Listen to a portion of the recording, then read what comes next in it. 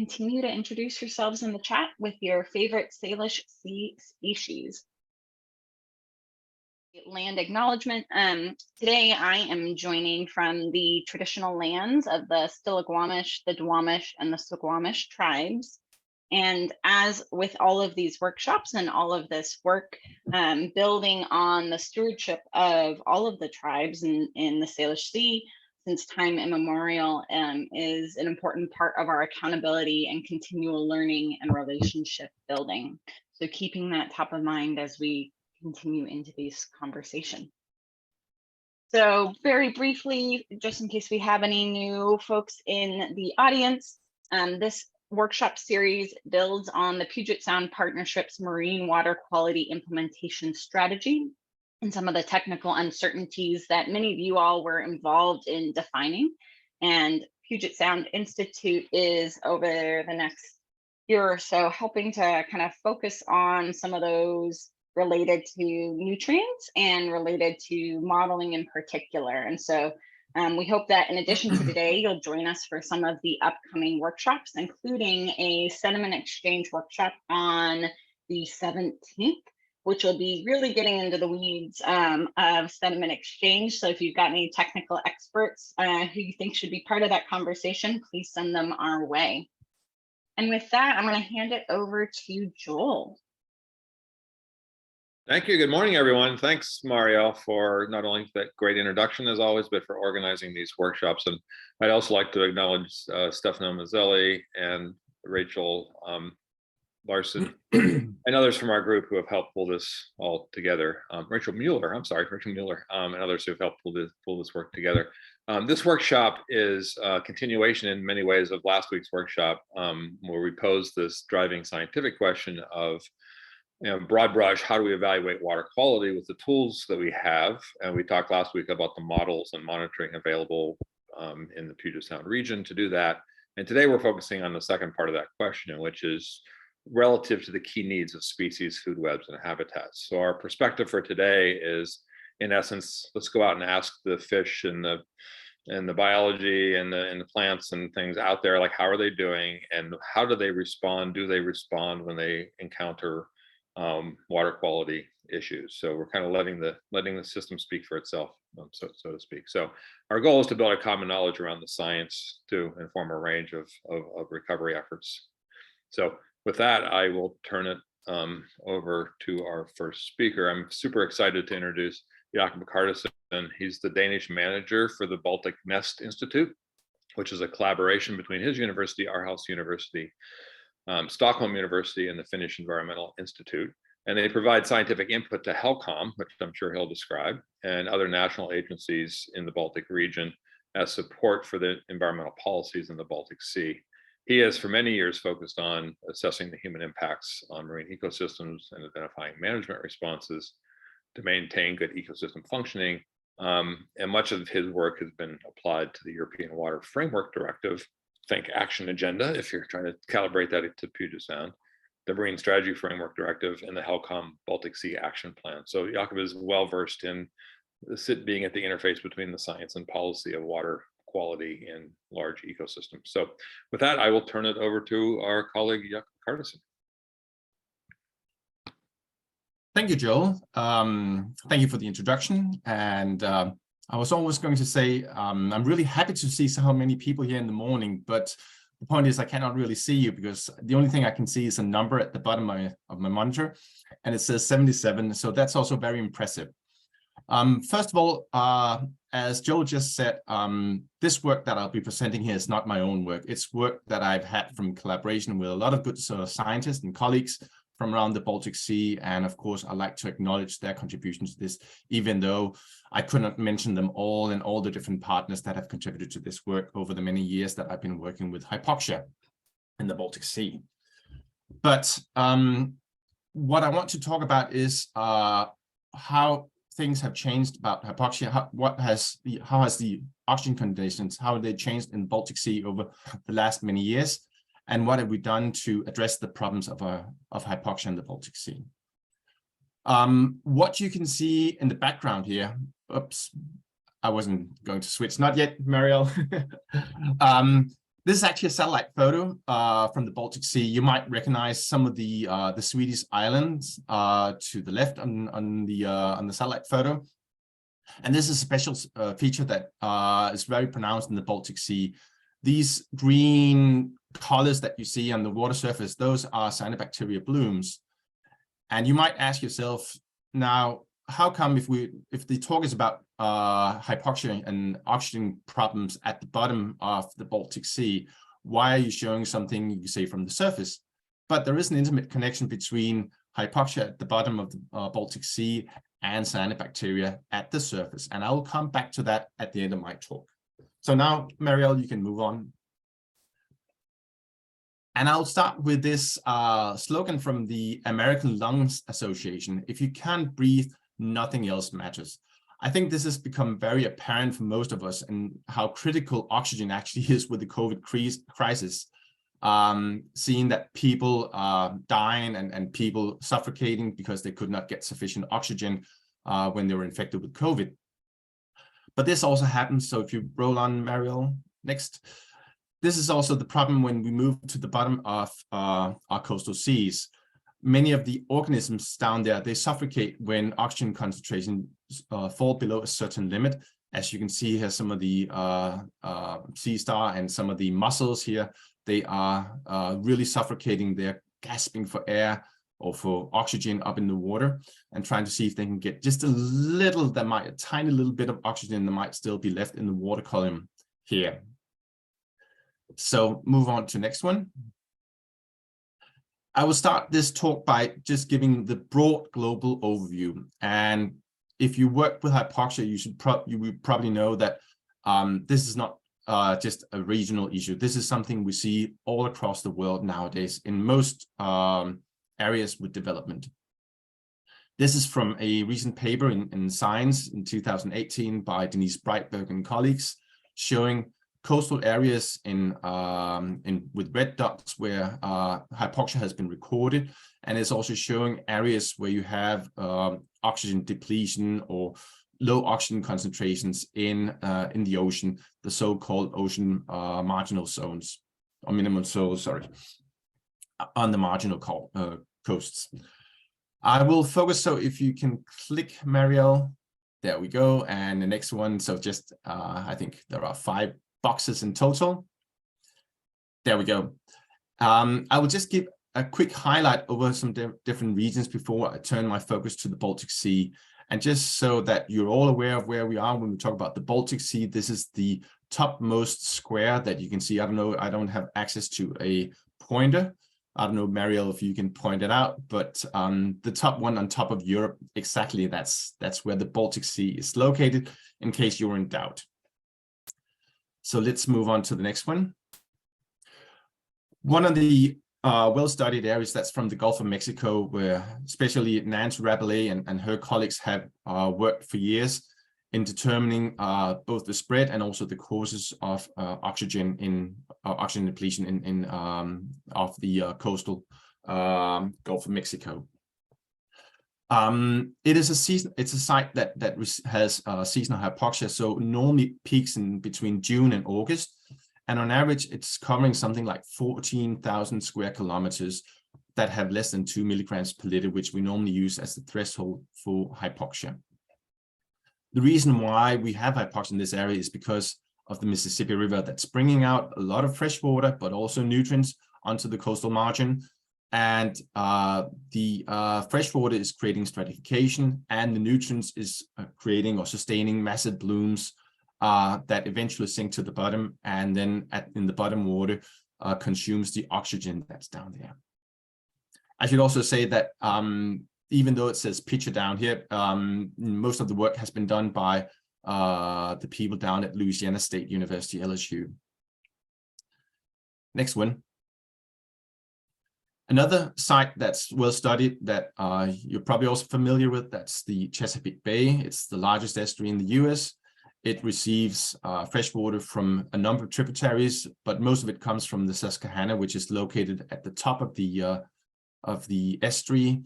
It discharges about 80% of the total freshwater input, and it also experiences seasonal hypoxia mainly in the main stem, but also in some of the tributaries like the Potomac. It reaches a seasonal hypoxia volume, and in the Chesapeake Bay, they do the metrics in volume and not in area. And that's about 10 cubic kilometers that's being affected of water that's been affected by low oxygen concentrations. Let's move on to the next one. Other places that are, you could say, new players on the scene, that's in China. We are probably all aware of that, that in China there's a rapid development, especially with agriculture to feed the growing population. And two of the places where they have been reporting large problems with hypoxia, that's off the Changjiang River estuary, where they also have seasonal hypoxia, typically for August, and it's estimated to cover around 10 to 15,000 square kilometers, typically located at depth of 20 to 50 meters. Another place where they also have problems, that's near Hong Kong, where you have the Pearl River running out. It's also called the Zhujiang estuary. They also have a seasonal seasonal hypoxia in this. It's a little bit less than you have in the Changjiang River, but it's covering around 1,000 square kilometers. And it's moving seasonally from the lower part in the wet season to the upper part during the dry season. So let's move on to the next one. The last one example I will just pull forward before I move to the Baltic Sea. That is the you couldn't call it the sister sea, but it always, sometimes people confuse the Baltic Sea with the Black Sea. The Black Sea is naturally hypoxic due to the restricted exchange with the Mediterranean. And it's really exceptional because it's sulfidic all the way from 100 meters down to more than 2 kilometers, which it is at the deepest points. And the reason is that the Black Sea was a lake until about 8,000 years ago. And the residence time of the water in the bottom layer is more than 3,000 years. So given that it takes so long to exchange the water in the bottom, it's not surprising that they have problems with hypoxia, or you could say even more than hypoxia. It's anaerobic conditions.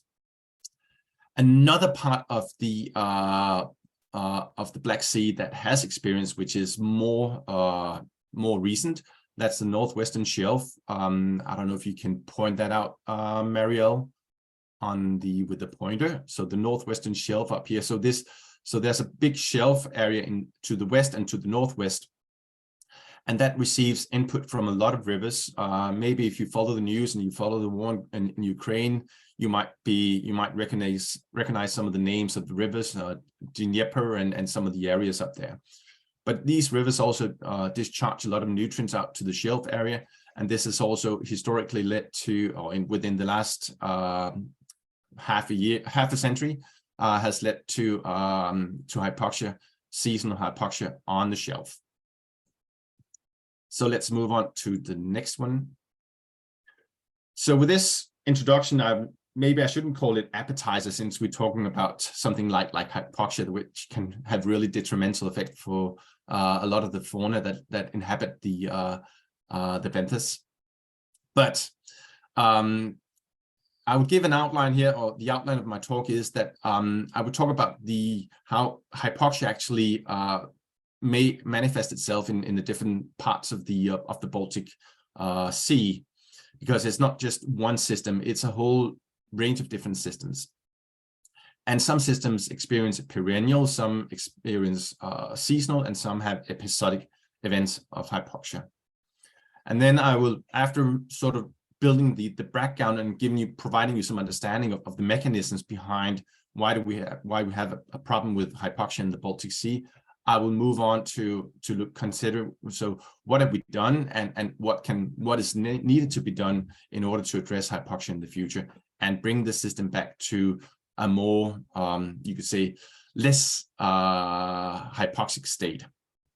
I would introduce some of the current policy frameworks that are governing the Baltic Sea ecosystem, and also I will talk about some you could say, I wouldn't call them unknown players, but some things that you're probably aware of, and also is very relevant to the Puget Sound. That's climate change, and particularly the negative effects that we have of warming. And I'll show what we know about, the effects of warming on hypoxia in the Baltic Sea.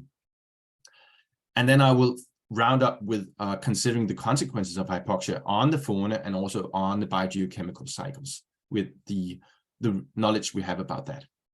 So next one. So this is the Baltic Sea. Again, this is sand bacteria in the summer. Fortunately, we don't have them, throughout the entire year, but they are very pronounced. Let's move on to the next one. So this is how people normally perceive the Baltic Sea in summer. People love to go to the beach when it's warm enough. And if you go out, walk, in the water, and then you can see maybe a moon jelly, you can see a lot of other, you could say, organisms that inhabit the bottom in here, the bottom waters.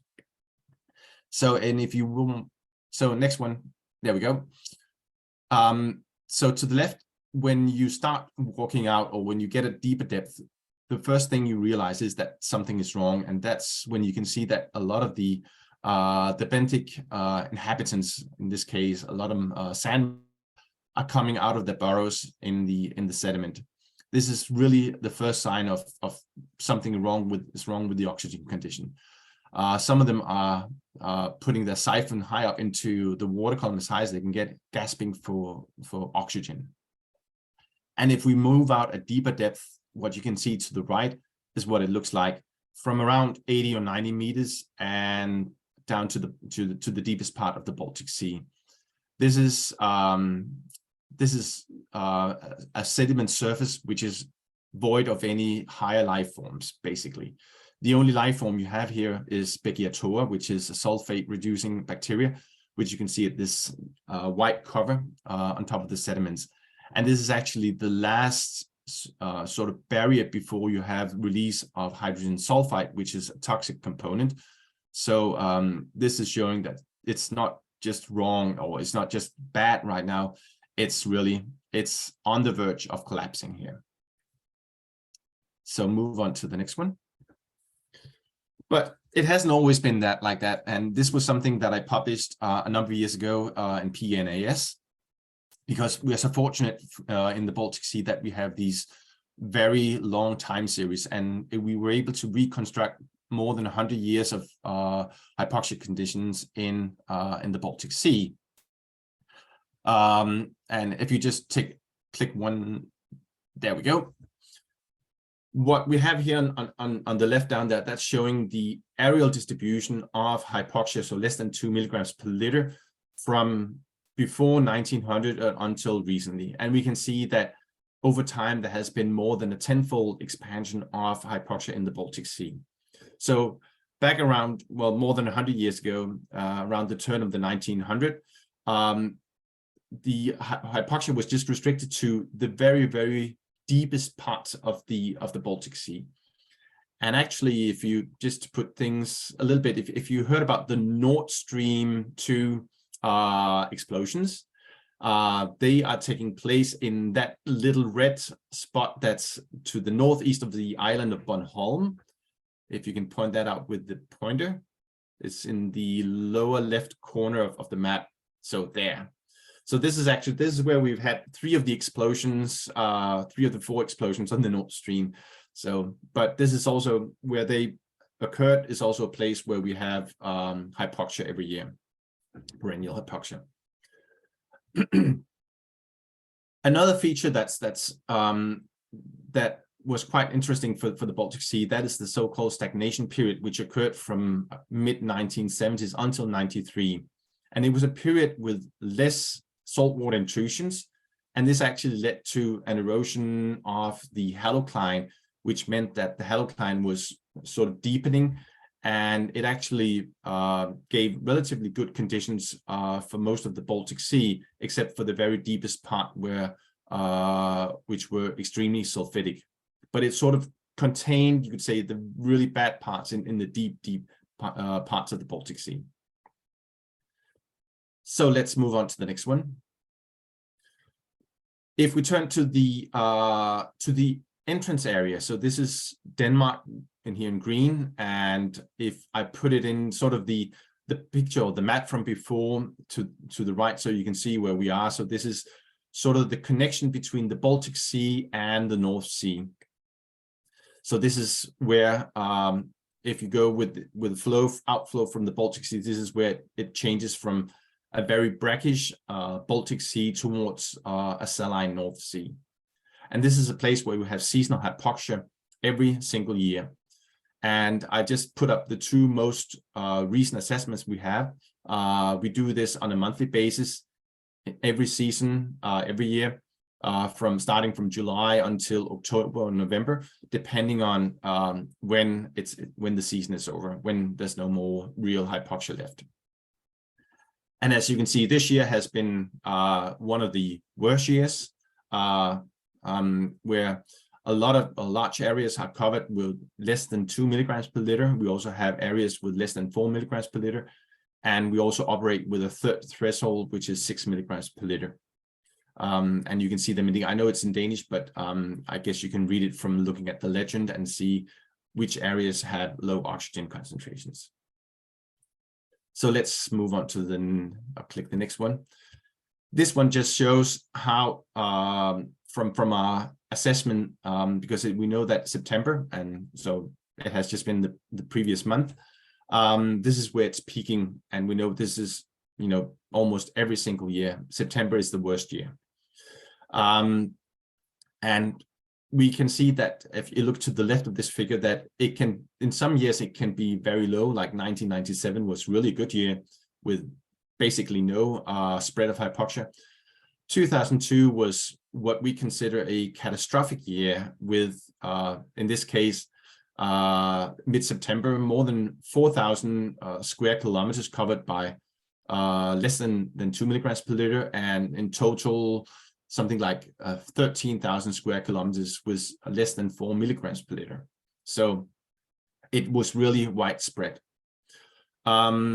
You can also see that in recent years, there is a tendency, at least for the last 10 years or so, that that the area of hypoxia is increasing.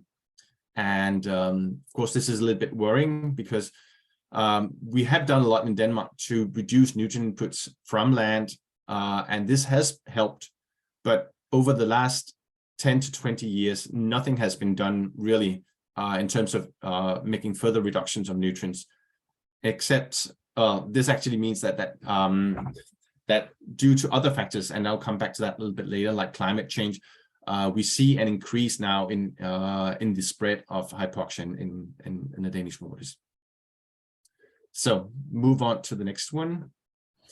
And then finally, along the rim of the Baltic Sea, we find a lot of small coastal sites that also experience hypoxia, most of them episodic, but some of them also have persistent hypoxia, like, for instance, in some of the archipelagos around in Stockholm and Finland. I don't know if you can point them out, Marielle, around Stockholm and to the Finnish side of the opposite Finnish side. So yes, so there we go. We have a number of the sites there are simply due to, you could say, the complex hydromorphology of the archipelago, and you have some deep holes where the waters are not renewed that often, and that's why hypoxia is developing. And often they can be hypoxic for several years in a row until suddenly there's a new saltwater intrusion, bringing new salt water in and fresh oxygen-rich salt water in, but then that remains for quite a long time, and then it goes hypoxic again. Let's move on to the next one. So just to summarize that, if we look at the Baltic Sea, we have different types of hypoxia. It expresses itself in various ways. So in the central part, the deep parts, we have perennial hypoxia, and that's why it's showed as a time series. So it's developing on, you could say, more a decadal basis. And the explanation for it, but I'll come into that a little bit later in more detail, is you can find that to the right, that has something to do with the relatively long residence time of the bottom water. The total residence time of the Baltic Sea is around 30 years. So this means that that the bottom water is sitting down there in the deep for a very long time, before it's renewed, and this means that the oxygen will be depleted in those waters very often. If we look at the Danish Straits, so the figure B, the panel B, we have seasonal hypoxia, and we can look at that over, you could say, seasonal scale. So typically we know that sometime over spring, oxygen concentrations start to decline, and normally they reach very low level in late summer and early autumn. Before autumn storms, they start mixing up the water column again. And then we have episodic hypoxia, like the one that's shown in panel C down here. This is from a site in Denmark and Estrie called Limfjorden, where you can see that it's very episodic, that it can be developing quite fast, and it can also disappear quite fast. It depends on wind conditions. And I will elaborate and explain that a little bit more a little bit later. So let's move on to the next one. So you might wonder, so why is hypoxia such a big problem in the Baltic Sea? Well, I'll get to that. So next one.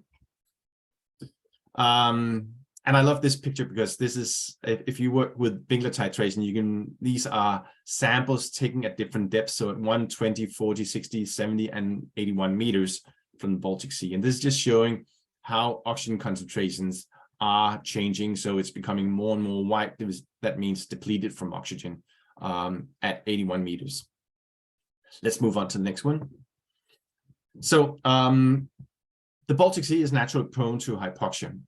And that has to do with its that the exchange to the open ocean is very restricted. And you can almost see it in the figure here that where Denmark is located, you just have these narrow straits, this narrow small connection to the North Sea and to the Atlantic Ocean. At the same time, we have a freshwater surplus.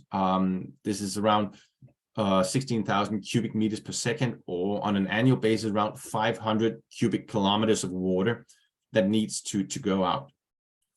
And if you move on to the next one, this means that that the salt water or the renewal of the bottom water is not happening on a regular basis. This is a cross-sectional image of the water exchange from the North Sea to the Baltic Sea, with the sills indicated where with the the dashed line that we have there. And we have two sills to the between the North Sea and the Baltic Sea. One is located at 8 meters depth, and the other one at 14 meters. So it's really shallow, and it's really restricting the exchange of water with the Baltic Sea. But when it's happening, we have these so-called major Baltic inflows that come in as dense water, and they more or less follow the different basins and start filling up the basins from below, and then they bring in fresh oxygen. But another thing is that they don't only bring oxygen to the bottom waters, they also enhance the stratification. And this means that the more saline inflow you have, the more stratified conditions will prevail in the Baltic Sea. And this means that the vertical mixing is reduced. Let's move on. This is real data showing actually from a number of cruises how such an intrusion can actually play out. We had in December 2014 one of the largest major inflows on record. And you can see how that dense water is penetrating from across the Darst sill. So that's the sill that has 14 meters depth. And then it's sort of propagating onto the next basin, both the Arkona and the Bornholm basin. And eventually it will make its way down into the eastern Gotland basin, bringing both salt and oxygen down there. Let's move on to the next one. This is an index just showing how irregular these saltwater intrusions are. And you can see that the one that I'm talked about just before in December 2014 is one of the highest. There are two indices or two events that were a little bit higher, but the one that we had in 2014 was really high. And it was estimated that it brought in something like 200 cubic kilometers of water into the Baltic Sea. So it's quite a big volume that we had. A striking thing about that, yes, let's move on. Let's move on. An important thing of that saltwater intrusion was that it improved the oxygen concentration. So this is comparing 2011 with 2015. So this is after the intrusion, and as you can see, the area extent of hypoxia was substantially reduced. It was anticipated that with the magnitude of this in saltwater inflow, that it would take 1 to 2 years before oxygen was depleted from the bottom waters in the Baltic Sea. It turned out actually it only took about 6 months, and then all the oxygen was gone in the bottom water, and that was much faster than predicted by most of the models. And this actually led to a little bit of you could say discussion about what could lead to this, you could say, very fast depletion of oxygen in the Baltic Sea. It happened much faster than any of the models would predict. And I should say that many of the models that we have there are well developed, and they include all the different sediment transformations, so both the chemical reductions and oxidations, and also are quite elaborate on describing the biogeochemistry, both of the sediments and the water column. But they could not explain the rapid disappearance of oxygen in this case. Move on to the next one. Yes, this is just showing more recent development in 2018. So it has increased again, and we are now up to more or less a maximum extent of hypoxia in the Baltic Sea. So let's move on. Another important thing is that that the oxygen supply is reduced, and it's reduced because of warming. So what I've shown up here to the left, that's the oxygen concentration, the solubility of oxygen in water for different temperatures and different salinities. So this is basically just showing from physical chemistry how much water or how much oxygen can there be in the water for different salinities and temperature. And these temperatures and salinities that are shown here, they represent the typical ranges for the inflows into the Baltic Sea. Now, the point is that if you consider the long-term changes in the inflow, so typically characterizing the water that's coming in to the Baltic Sea, we can see that over the last more than 100 years, there has been a temperature increase of about 1.5 degrees Celsius. And if we use the figure to the left, we can see that this corresponds to about 0.3 to 0.4 less milligram per liter of oxygen. This may not sound as like very much, considering that the you could say the solubility oxygen concentration is around maybe 9 to 10-ish, but it certainly means a lot if we know that oxygen is always, or the water parcel is going to be depleted down to maybe typically 1 to 2 milligrams per liter. So suddenly, if you have 0.3 or 0.4 milligram per liter less oxygen in the water, that really becomes important. So move on to the next one. So what are then the mechanisms that are governing the oxygen consumption in the Baltic Sea? Let's move on. And again, the main culprit, that's nutrient input from land. And if we're being a little bit more specific, maybe we should focus on the elephant in the room, which is agriculture, as you can see here on this little image here when you're with the tractor out there. I should say that over the years, a lot of things have been done around the Baltic Sea to upgrade all major treatment plants to tertiary treatment, and all treatment plants are basically have effluents that are really low from the larger treatment plants.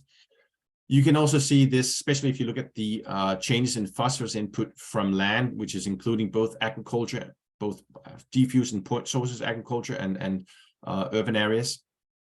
You can see that the phosphorus input has decreased a lot from the 1980s and up to more recently.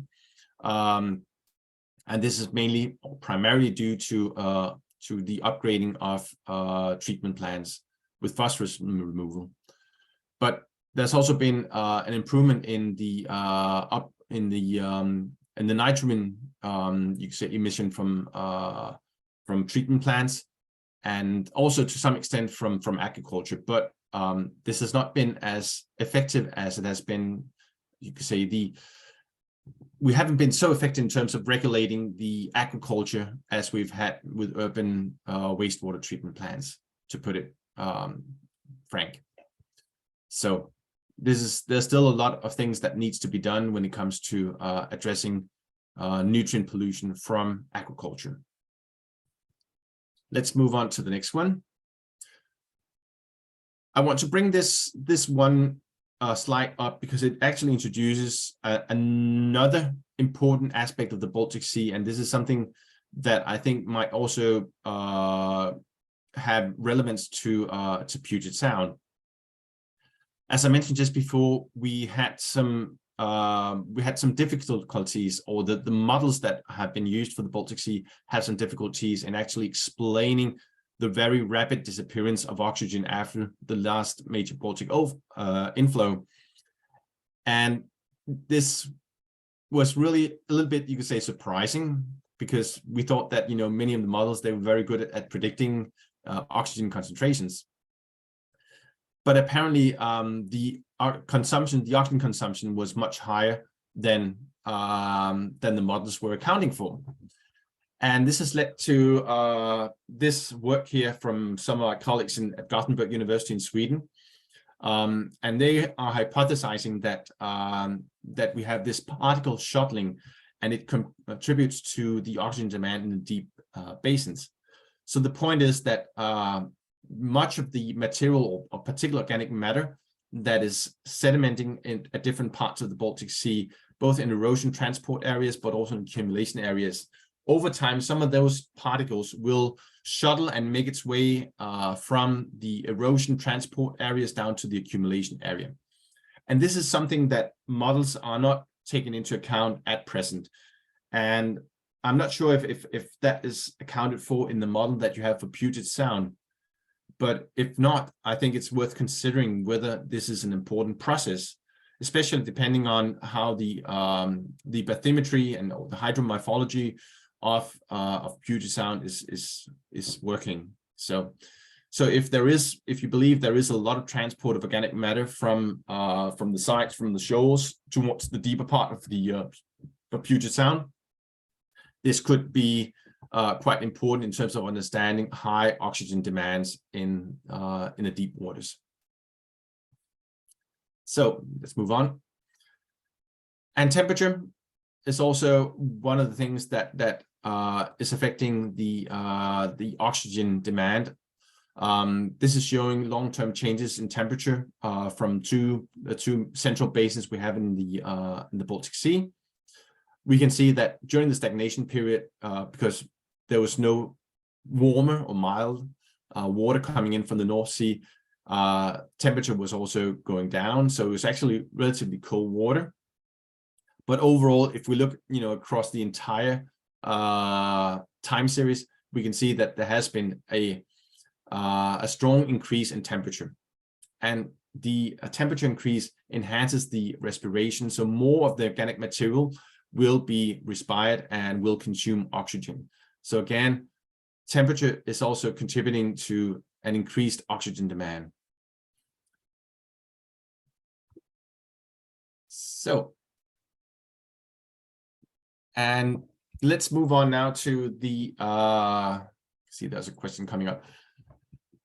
To seasonal hypoxia in the Western Baltic Sea. So if you move to the next one.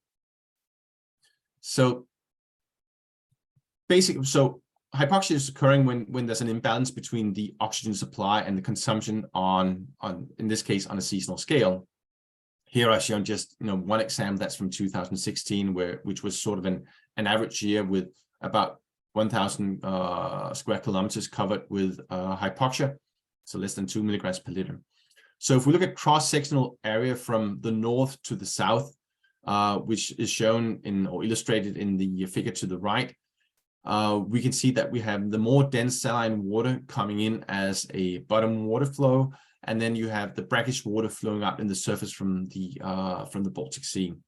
This creates this very strong permanent halocline, which is located around 15 meters throughout the Danish Straits here. And if we click to the next one. So the supply of oxygen is normally driven by wind conditions and also by the freshwater surplus from the Baltic Sea that drive these advective transports throughout the area that we're looking at here. So the Danish Straits have this typical estuarine character or circulation pattern with brackish water outflow in the surface and dense water inflow in the bottom layer. And that's driven by 500 cubic kilometers freshwater input, but also it's driven by more stronger wind conditions throughout the winter and spring period. This means that the oxygen supply typically has a seasonal pattern where it's high in the start of the year, and then it drops to a low, typically in late summer and early autumn, before it picks up again with the autumn storms. Now, this coincides with the oxygen consumption, which peaks in the same period. So the oxygen consumption is to a large extent governed by temperature, and temperatures are highest in August, September in the bottom water. And this is also when you have a lot of the spring bloom, which is being decomposed and respired in the sediments. So depending on how much oxygen supply there is and how much oxygen consumption, the area or the potential for hypoxia can really vary a lot from year to year. And if you move on to the next one, Mariel, there we go. This is just showing how much it can vary from one year to another one. These are 6 different years where we had almost weekly cruises to go out and assess the hypoxic area. And we can see it varies a lot, between the years. And it also has this catastrophic year, 2002, where hypoxia was spreading very widely, more than 5,000 square kilometers at some points or some weeks. So let's move on to the next one. Then finally, we also have areas where we have episodic hypoxia. And so move on, click one. So there we go. So typically, if we have hypoxia located out in the deeper parts in the straits in the Danish Strait between Denmark and Sweden, if we have, and this is a little bit of animation. So, and Marielle, if you click. So when the wind is blowing, which is typically does from the west. Oh, there we go. So what's happening? It's pushing the surface water to the east, and this means that there will be a recurrent of the bottom hypoxic water towards the coastal area. So you have this coastal upwelling of hypoxic water, typically on the west coast of the Kattegat and other areas in the Danish Straits. And this occasionally leads to fish kills like the one I'm showing up here, where the fish, they get trapped by this volume of hypoxic water, simply because they get trapped up along the coast and they have no way to escape. Let's move on to the next one.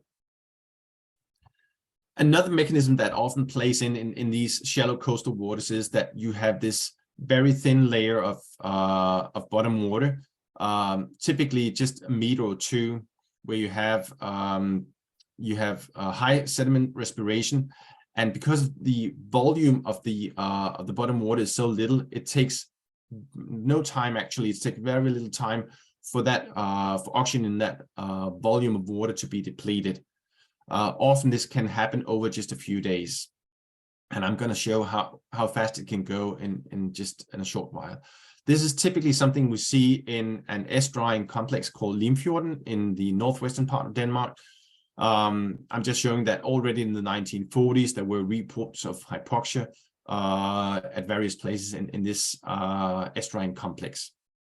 But what I will show, or what Mariel will help me showing right now, is how things can change fast. And this is a cartoon showing from weekly distribution maps how fast it's going. So some weeks it's disappearing when the wind is mixing all the way to the bottom, and then stratification is reappearing, and it takes typically, when it's warm, I would say it can take 3, 4, 5 days, and then all the oxygen in the bottom layer is consumed. That's how fast it goes, simply because the bottom layer is so thin that it doesn't take long for the oxygen to become depleted due to high sediment oxygen demand. So let's move on. So hypoxia in the future, I will start now. If you move to the next one, Marielle. So something about the Baltic Sea. So there are two major directives that are in operation in the Baltic Sea. And I've illustrated here with the colors. This is the coastal areas, and they are governed by the European Water Framework Directive, which operates in a 6-year cycle. And all the member states around the, except for Russia, that is also having so that's also bordering the Baltic Sea. But all the other countries around the Baltic Sea, they have to fulfill the European Water Framework Directive. And this one focuses on ecological status and primarily, and then it has what's called supporting elements, which is including oxygen. But this means that in the coastal sites or along the coast, it's all a national jurisdiction. So member states, they can implement the measures that they want to do on a regional basis. But then we have the open waters, and there we have the Marine Strategy Framework Directive, also under the EU, and that has been operationalized through what's called the HELCOM Baltic Sea Action Plan. It also operates in a 6-year cycle with monitoring, assessing whether targets are met, and then making plans for achieving the targets. So it has this 6-year cycling. And if you just take the next one, maybe we should skip that one because it's already going a little bit over time. Yes. This is just showing from the Baltic Sea Action Plan how we have, this is the most recent one from last year. And this one shows the so-called net nutrient input ceiling. This is for nitrogen. So this is how much each country can actually discharge to the different basins of the Baltic Sea. So it used to be that countries should, they had reduction targets, but that did not really work very well because reduction targets, then you have to agree on what is the baseline, and if you can increase your baseline, then you have to reduce less. So and so the new epiphany, that is that we have this input ceiling. So instead of having a reduction target, there's a maximum amount of nutrients that member states can actually discharge into different basins of the Baltic Sea. You can find a lot more information on the website that's down there, on HELCOM website, helcom.fi Baltic Sea Action Plan. So what will this do? So if the Baltic Sea Action Plan is fully implemented, how will that actually improve the oxygen concentration or the oxygen conditions in the Baltic Sea? This is some work that's already a little bit, I wouldn't say outdated, but it's 10 years old. And I would say that the simulations are probably still valid. The only thing is that we haven't managed to achieve the nutrient reductions yet that have been postulated in the Baltic Sea Action Plan. And you might be able to see that the first one came in 2007. That was with so-called provisionary targets. Then in 2013, there was an update or revision of that one. And that's when new revised targets and reduction targets for the different countries were stipulated. And then a new 2021 Baltic Sea Action Plan was coming in last year in 2021.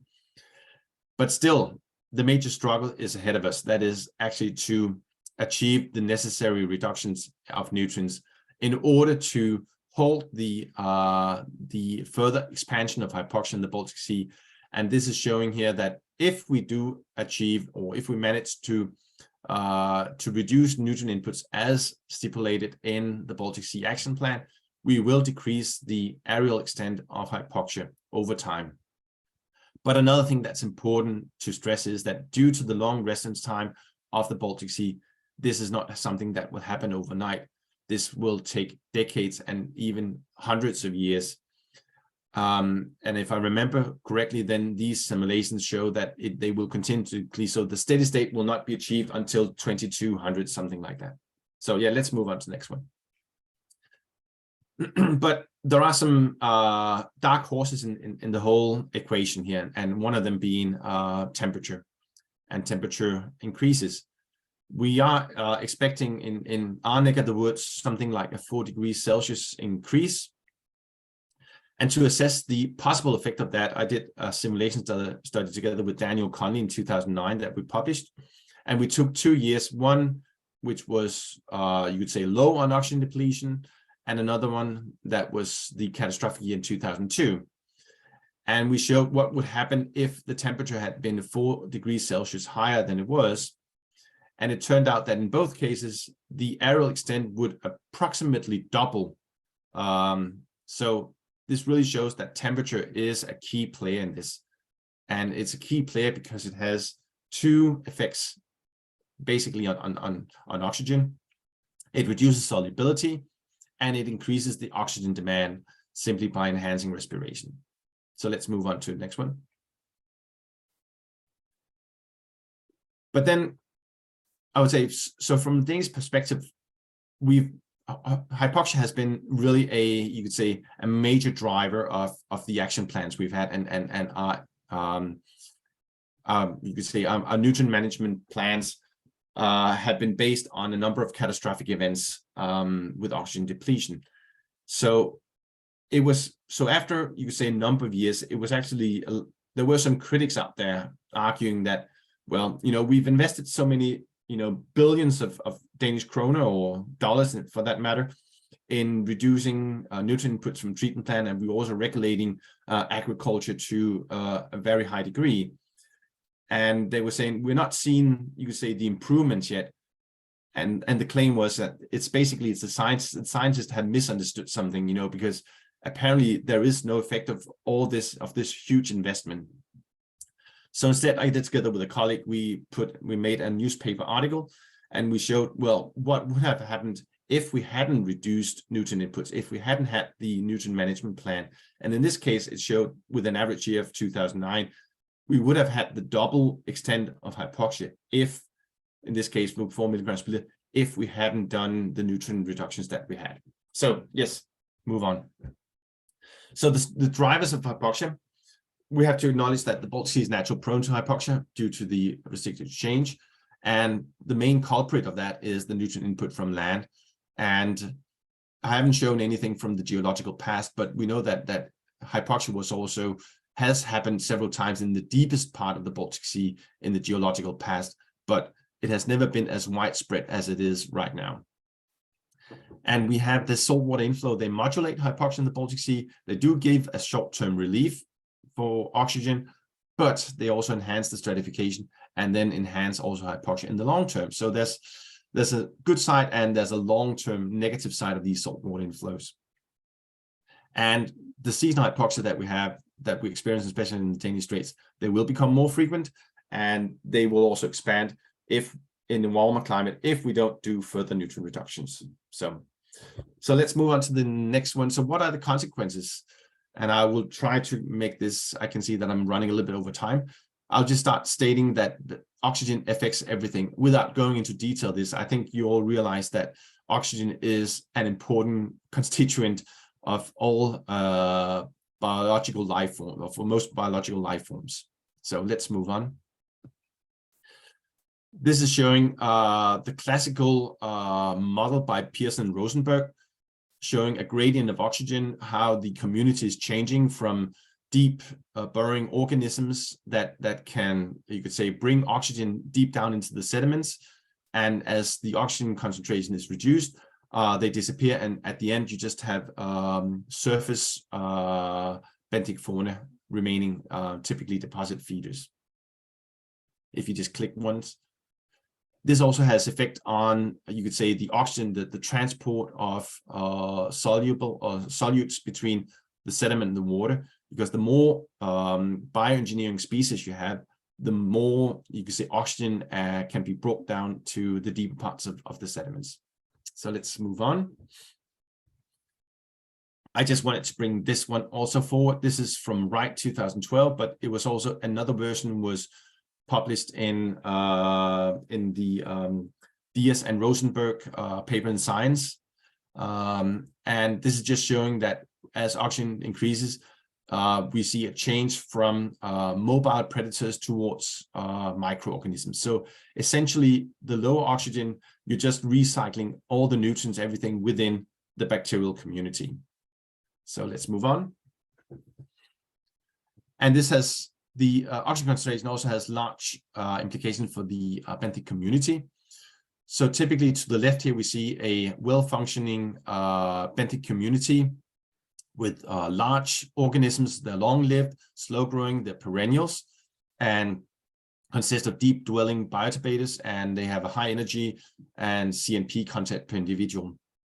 But as nutrient concentrate or as oxygen concentration, they start to decline, we see a change towards a different community, typically composed of excuse me, small and short-lived organisms, annuals. They're fast-growing, they're only surface modifiers, and they have a low energy and CNP content per individual. So let's move on. Yeah, and eventually, yeah. So we made, for this catastrophic year that I mentioned in 2002, we made an assessment of the benthic fauna community. Fortunately, we have a monitoring cruise in May every year, so before the oxygen depletion. And then as it happened, we sent out a cruise to visit exactly the same locations after the oxygen depletion. And we could see that those sites that were exposed to longer periods of low oxygen concentrations, we had lost all the benthic fauna. And from linking oxygen and duration of low oxygen concentration to the loss of fauna, we made an extrapolation, and that's sort of shown with these dark areas on the map. That is where we estimated that all the benthic fauna was lost. And we estimated that approximately 300,000 tons of benthic biomass was lost by comparing this situation before and after this major event that we have. This corresponds roughly to the weight of the entire Danish population. So this is just putting things into perspective. It's a lot of biomass that was lost here, and that could have, you could say, been useful for transferring to fish and other higher trophic levels. Let's move on. I'm just going to take another study from this, from the Baltic Sea, and that is that Carstensen et al. In 2002 had just, it was a very rough estimate, but they also considered the spread of hypoxia in the Baltic Sea, mainly in the open part. And they estimated that about 3 million tons of benthic biomass is missing overall due to the spread of hypoxia. So it's a lot of benthic biomass. So a lot of the energy is now that could go to higher trophic levels, such as fish in the Baltic Sea, it's diverted to the microbes. So let's move on. And yeah, just another consequence that is that this is more event-based, but typically we see this in many places. You can have these fish kills simply when the fish get trapped in a volume of hypoxic water. Let's move on. One more thing about the Baltic Sea is that we have it has a very simple food web structure, and one of the top fish predators, that's the cod, but the cod is really in a severe crisis. One of the things that has been looked into is what we call the cod reproductive volume, and that is because cod lays its eggs, and due to the buoyancy of the eggs, they're normally found in at a salinity above 11, but then it also requires that that volume of water should have an oxygen concentration of at least 2.8 milligrams per liter for the eggs to hatch. And since we've had a spread of hypoxia, and also we've changed in salinity in the Baltic Sea, this cod reproductive volume has decreased over time, and that's showing on the next graph. There we go, where we can see that over time it has decreased. But one can also see that back in the 1900s, it was maybe at the same level, and that was a time when the Baltic Sea was more saline than, or less saline than it is right now. So there are also some other features that such as you could say changes in the overall salt content of the Baltic Sea. That's quite important. So yeah, and was that a question for me? I was just, let me just. Yeah, Jakob, I'm going to do a quick time check, and maybe for these other ones, we can share them offline. I think we can do that. Yes, that's okay. Fine. Yeah. I'm going to quickly give you all a teaser of them, but want to make sure we have time for some of the great questions that we've got in here. So this one is just showing that with hypoxia, you actually increase or enhance the recycling of nitrogen within the system. And if you move to the next one. Yeah, next. So basically, a system that has hypoxia is not very good at removing nitrogen through denitrification. And the next one. And we also have that when the bottoms turn anoxic, you have release of phosphorus on the bottom. So normally phosphorus is bound to iron, but under oxic condition. But if you have anoxic conditions, it's released. And this is something, we have something in the Baltic Sea which we call the vicious circle. And this is the complex version of it. But if you click one more, this is the simple one. This shows that when you have hypoxia, you have phosphorus release, which can enhance these cyanobacteria blooms that you have in the summer, which fix nitrogen, which then brings more organic material down to the bottom water, which further enhance hypoxia, which enhances phosphorus release, and which then leads to more nitrogen fixation by cyanobacteria. So this is what has been termed as this vicious circle of the Baltic Sea, simply because it's sort of, you could say, self-sustaining circle between phosphorus release and hypoxia. So I'm just going to leave the summary up here and leave it for people to read over. And I could see, I can understand that there were a number of questions, so maybe we should take them, right now. I think what we'll do is we're going to hold questions until after Tim's as well, so that folks can think about how the two kind of tie together. But in the meantime, if you want to be taking a sneak peek at those questions, please feel free. So with that, Joel, I'm going to hand it over to you to do a quick intro for Tim. All right, we're a little short on time. We'll be very quick. I think many of you know Tim Essington. Tim served on the Puget Sound Science Panel a term. Tim is the chair of the School of Aquatic and Fishery Sciences at the University of Washington, and his group is well known for their work on food webs in Puget Sound. He's done a lot of both field and modeling studies of such things and the trade-offs between management decisions around fisheries and ecosystem function. So I will be short and turn it straight to Tim. Thank you. That's all I said. And then maybe just quickly go on to the next slide. Which is just say that I've been really interested in trying to understand and measure and detect some of the biological consequences of reductions in dissolved oxygen, and the only way to, and looking both at a species and a system level. And of course, I can't do that alone. Throughout the slides, I'm not going to list the individual papers, but I just wanted to list the whole host of people who have partnered with me, and they've been great. And I would say, just if you have any questions afterwards, just please send me a message. Next slide. So I think my two main themes here are humility and hope. So I'll just go through the main take-home points that I hope to convey here. Is first, that organisms have a lot of coping mechanisms, and their ability to express those coping mechanisms vary depending on the species. These coping mechanisms in turn create indirect effects, and those indirect effects we think exist, but they're proving to be really challenging to predict. So that's where the humility part comes in. The hope part comes from understanding the core biological knowledge to understanding the types of organism responses that could be used in a risk-based framework to think about biological impacts resulting from the combination of temperature and oxygen in Puget Sound. Next slide, please.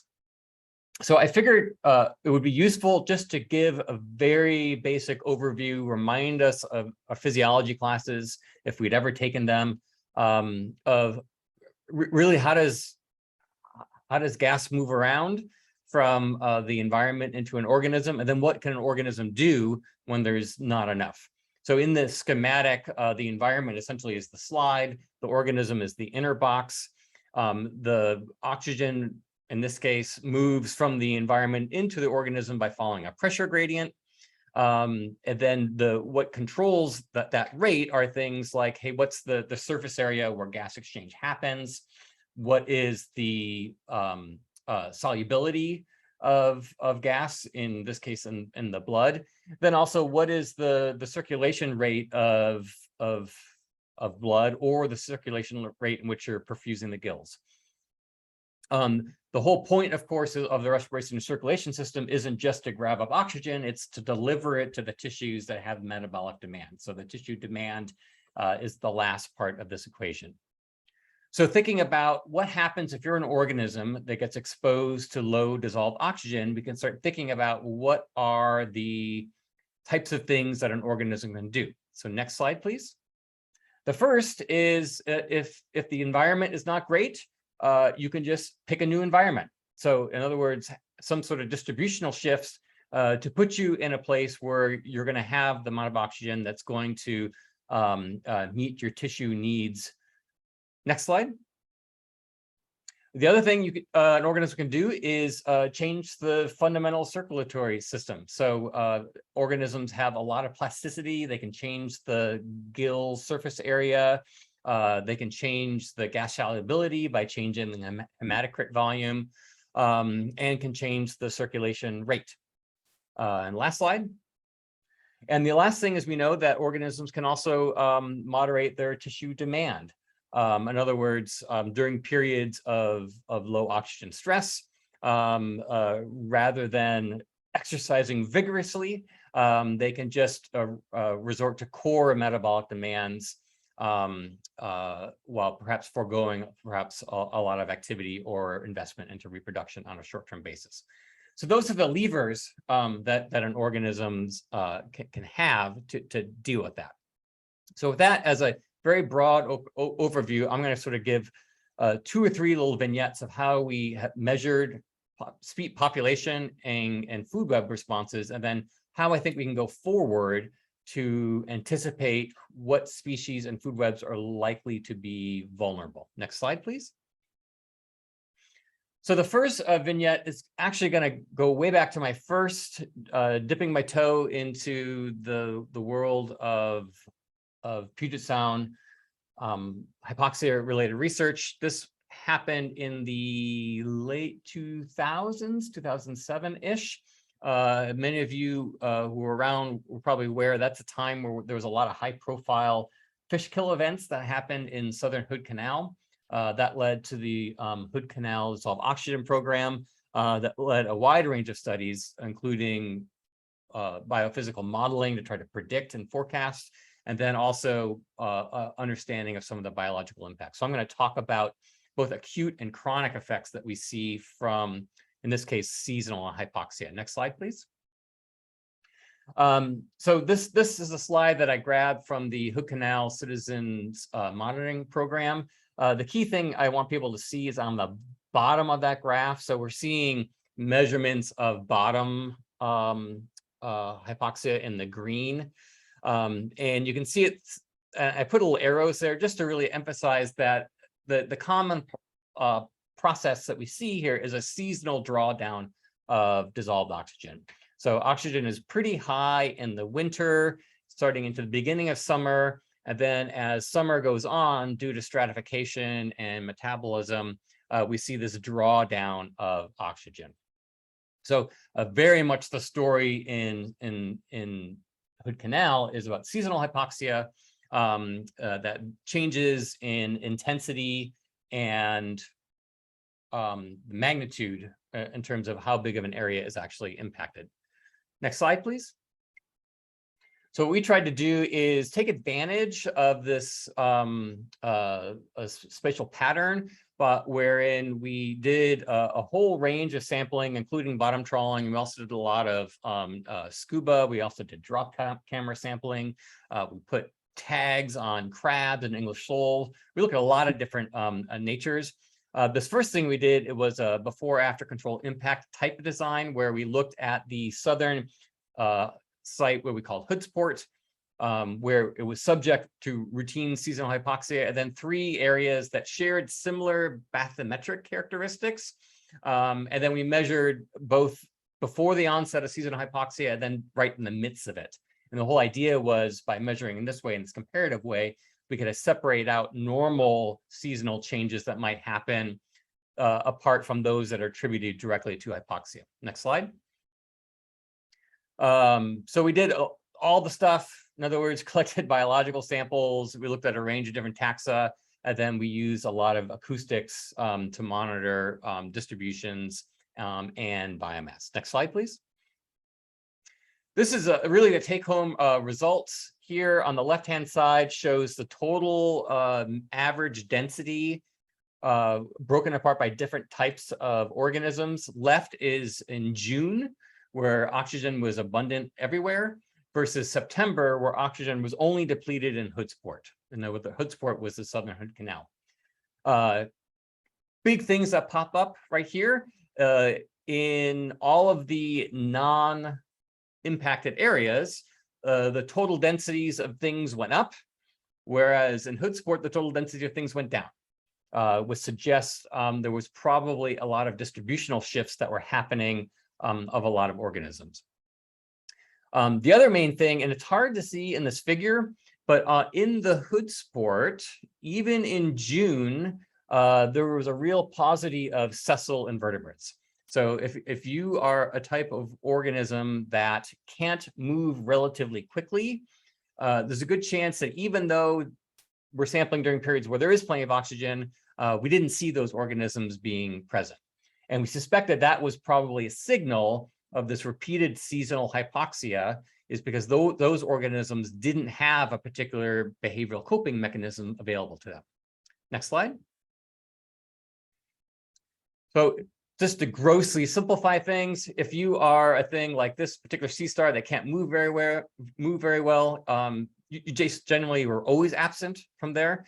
But if you were a thing like an English sole that is pretty good at moving, you're pretty good at just leaving the area when things get bad. Then when things get better, you come right on back. Next slide. And we saw a really similar thing even in nearshore habitat. So all the stuff I showed you was at depths of 30 meters down all the way to 120 meters. We did lots of stuff near shore and saw really similar things, where essentially when we're in the southern areas, generally we see a lot more decapods present, whereas the things that can move do, namely the flatfishes and the scarpaniformes, which would be the sculpins and whatnot. Next slide, please. So again, in this sort of root framework of gas physiology 101, what mobile organisms do is they have a coping mechanism, which is just to find an environment that they prefer. If you don't have that opportunity to leave, then it seems like the seasonal reduction essentially is taxing the organism beyond their ability to physiologically cope. So in other words, they can't make the changes to their circulation system. They can't moderate their tissue demand. So that's either leading to direct mortality, or it's leading to other changes in demographic rates, such as growth and reproductive maturation, that doesn't allow for a sustainable local population. Next slide, please. And I just want to make a quick aside about geoducks, and I realize this figure doesn't come through super great, but we also had a parallel project going on that was looking at geoduck densities and how they might be influenced It's at least one person's favorite taxa in this meeting, so this slide is just for that person. The gooey ducks, of course, are incredibly valuable species commercially, and gooey ducks essentially are very, very rare in southern Canal, despite the fact that there is perfect habitat for them. So we were basically able to ascertain that, hey, if there's sandy habitat at certain depths, there's going to be gooey ducks there. That is not true when you're down south. So there's plenty of perfect habitat, and it makes sense for these animals that live to be 30 to 100 years. They only need to be subject to a really extreme low dissolved oxygen event to lead to mortality. And gooey ducks, of course, are not going to get up and move around. That's not in their behavioral repertoire. Next slide, please. So that was sort of looking at populations and communities. The key take-home messages is these behavioral responses seem to be really predominant for mobile species. We see the signal for chronic seasonal exposure for sessile species. The next area we wanted to look at was to take a peek at the food web consequences that might result from some of these distributional shifts, in particular looking at food web connections. Next slide, please. And here we actually left the demersal benthic areas and actually went up into the water column, where we had several hypotheses about when we might see changes in what we're calling trophic connectivity. In other words, the strength of the trophic connection between pelagic fish and their main zooplankton prey. And when I said pelagic fish, we were primarily looking at hake and herring. That's by far most of the pelagic biomass. And then when we talk about prey, it turns out these guys just love euphausids. So while we monitored lots of other things, I'm really going to focus on krill because that was the primary thing. Our expectations going into this, based on extensive both field, in situ, and lab studies, is that generally fish have moderate tolerances for low dissolved oxygen, whereas euphausids have relatively high tolerance for low dissolved oxygen. Next slide, please. So what we would expect then is, at least during daytime, because we know that krill undergo diel vertical migration, but at least during the day, if there is moderate oxygen depletion, which happens primarily at the bottom, then if you were a pelagic fish like a herring, you're not going to want to dive deep into that moderate oxygen level, because that's going to be basically exceeding your coping mechanism. And that would create a predation refuge for euphausids. And that would act to decouple the food web linkage of euphausids all the way up into herring. And of course, I should mention the reason why we focus on this. This is a critical food web linkage that then in turn feeds a wide range of birds, salmon, mammals, lingcod, rockfish, you name it. Next slide, please. But if there was severe oxygen depletion, you would eventually get to the point where even the krill couldn't take it down in the depths. They would be forced to go up to the surface.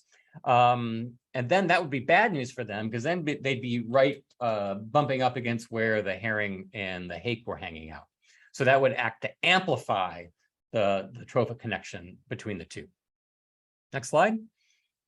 So what my colleagues and I did is a pretty extensive 2-year study where we combined hydroacoustics, direct sampling, zooplankton sampling, water quality sampling, you name it. We basically threw the kitchen sink at it in 4 areas over 2 years, where we monitored the seasonal changes in the water quality. We monitored the changes in the distribution, we changes in zooplankton composition, feeding rates, and then the density and abundance of these pelagic fish.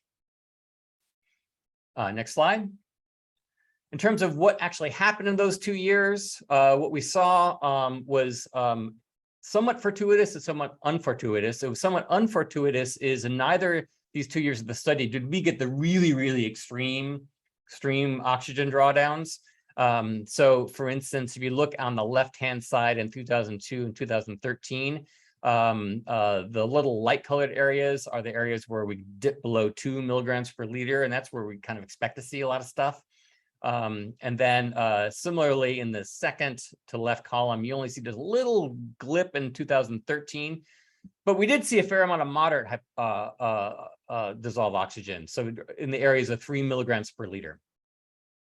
The other thing that happened that was great, was what we hope to have happen, is the two sites on the left had really different oxygen conditions than the two conditions on the right. So we do have a nice contrast in order to sort of identify things that we can attribute to oxygen and things we can attribute to other seasonal phenology. And the other useful thing was that the years were different in terms of the timing and intensity of hypoxia, which again helps us separate out what changes might be due to changes in oxygen versus what might be due to regular natural phenology. So next slide. So given that, this was definitely a condition with moderate oxygen depletion. So we don't expect to see the krill stampeding to the surface during the daytime. So what we expected to see was lower predator-prey overlap, reduced feeding rate on zooplankton. Because of that reduced overlap, we expected to see increased zooplankton density because we don't have fish feeding on them, and then reduced predator density, primarily because we expect them to move to areas where there are more foraging opportunities. So that's what we thought we would see. Next slide. Without showing you any graphs, I'll basically give you the highlights, is that we generally struck out in terms of our expectations. So did we see lower predator-prey overlap? Nope. Absolutely no change whatsoever. Did we see a reduced feeding rate on zooplankton? A little, which basically means depends how much you squint at it. Did we see increased zooplankton density? Nope, we saw the exact opposite. We saw less zooplankton that we could attribute directly to oxygen. And then finally, did we see reduced predator densities? Again, nope, we saw the opposite. We saw an increase in primarily herring as oxygen levels increased. And all of these are completely in the face of expectations that we were able to convince a highly critical NSF review panel were reasonable expectations. Yet the review panel of the ecosystem completely shut down and argued against everything that we had to say. Next slide, please.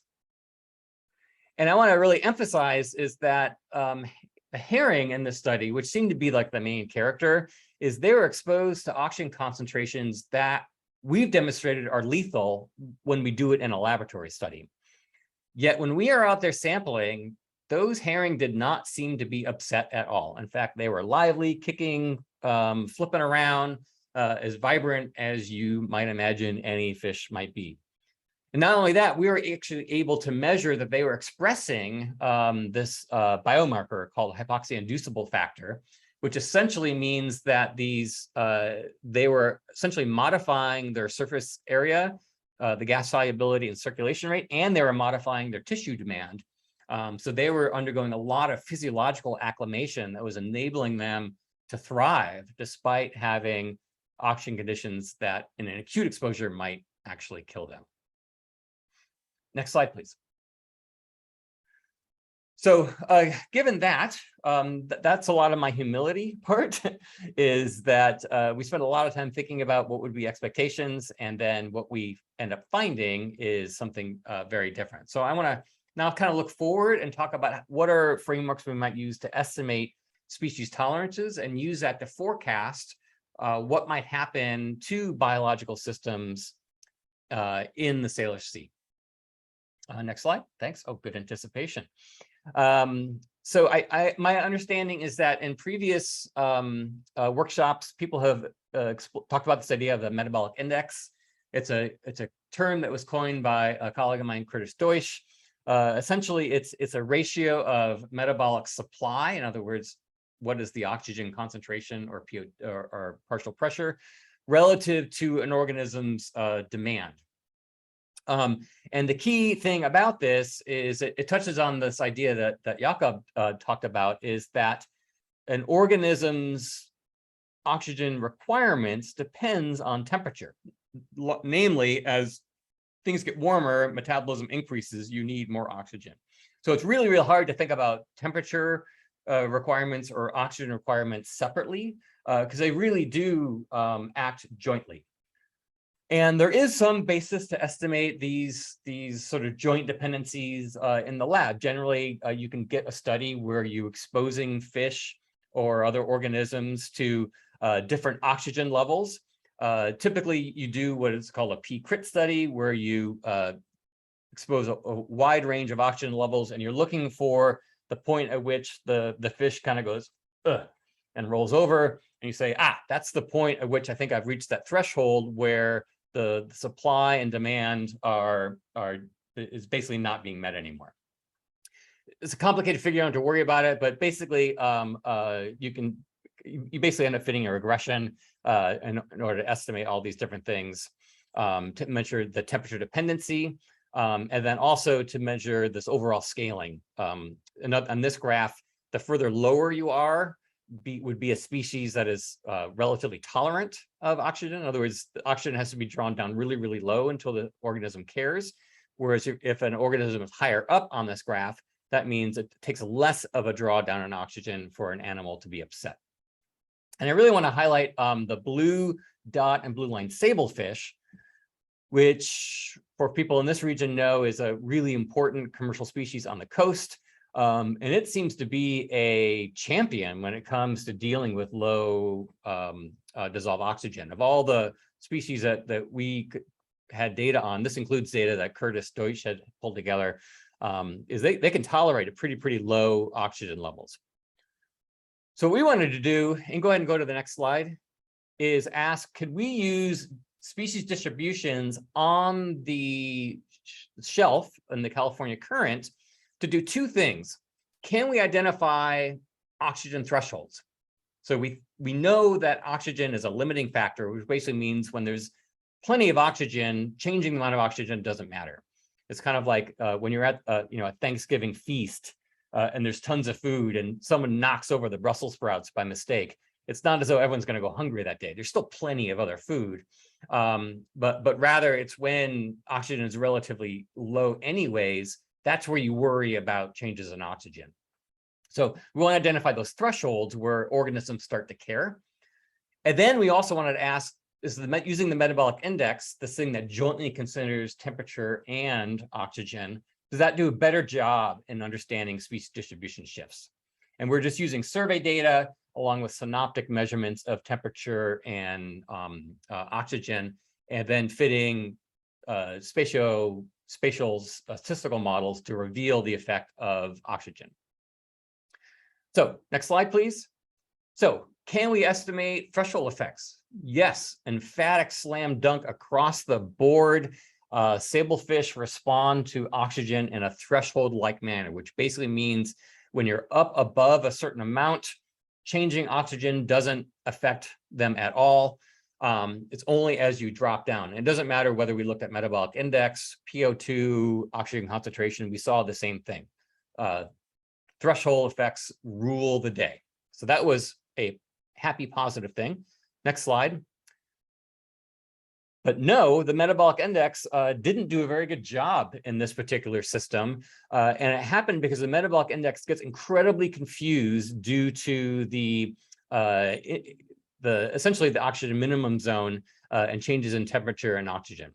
So what this figure just shows, each dot is a sample point. The point is the catch rate that we got in sablefish. And on the left is exactly what you expect to see. As you go deeper, it gets colder. The middle graph is the partial pressure of oxygen. It does primarily what you expect. As you go deeper, it gets lower, but then it comes back up again as you go deeper below that. So the oxygen minimum zone seems to be at about 500 and 750 meters. Once you drop below that, you actually see an increase in PO2. The reason why the metabolic index gets confused is it thinks that if you go really deep, say go to 1200 meters, it says, hey, it's much colder there. And there's a little bit more oxygen. So in terms of metabolic index, that's a great place to be. Yet we don't see the sablefish stampeding down into those really deep waters. So the only way we could see the metabolic index being a good way to predict and forecast sablefish distributions, essentially is we truncated the data from 800 meters on up. In other words, got rid of this issue with the fact that we think that this sablefish just don't like being in really, really deep waters. When we did that, then the metabolic index actually outperformed just using PO2 itself. So there is still some hope that metabolic index is a better way to forecast and predict species distributions. But we still have to deal with some of these confounding variables of things like changes in depth as well. Next slide, please. So we're still working on this work right now. We've got two things going on, one of which I have an emphatic answer and one of which we're still working on. The first is, can we predict oxygen sensitivities using the metabolic index when we don't have a lab experiment for that particular organism? So doing these experiments takes a lot of time, takes a lot of effort, and we have a lot of taxa out there. So it's probably not reasonable that we're going to have the types of laboratory studies that we'd want to have and apply it to the real world. So one thing I tried to do was use all of the experiments that Curtis Deutsch had compiled and ask whether we could do a hierarchical modeling approach to ask whether there's a conservation of oxygen sensitivities and temperature dependence across taxonomic groups. And that didn't work at all. And I think it largely didn't work because we didn't have sufficient replication of species across different experimental setups. So I think we were chasing a lot of essentially noise associated with one lab experiment did the experiment in one particular way. Another laboratory experiment happened to do it in a completely different way. And that just makes the statistical model explode.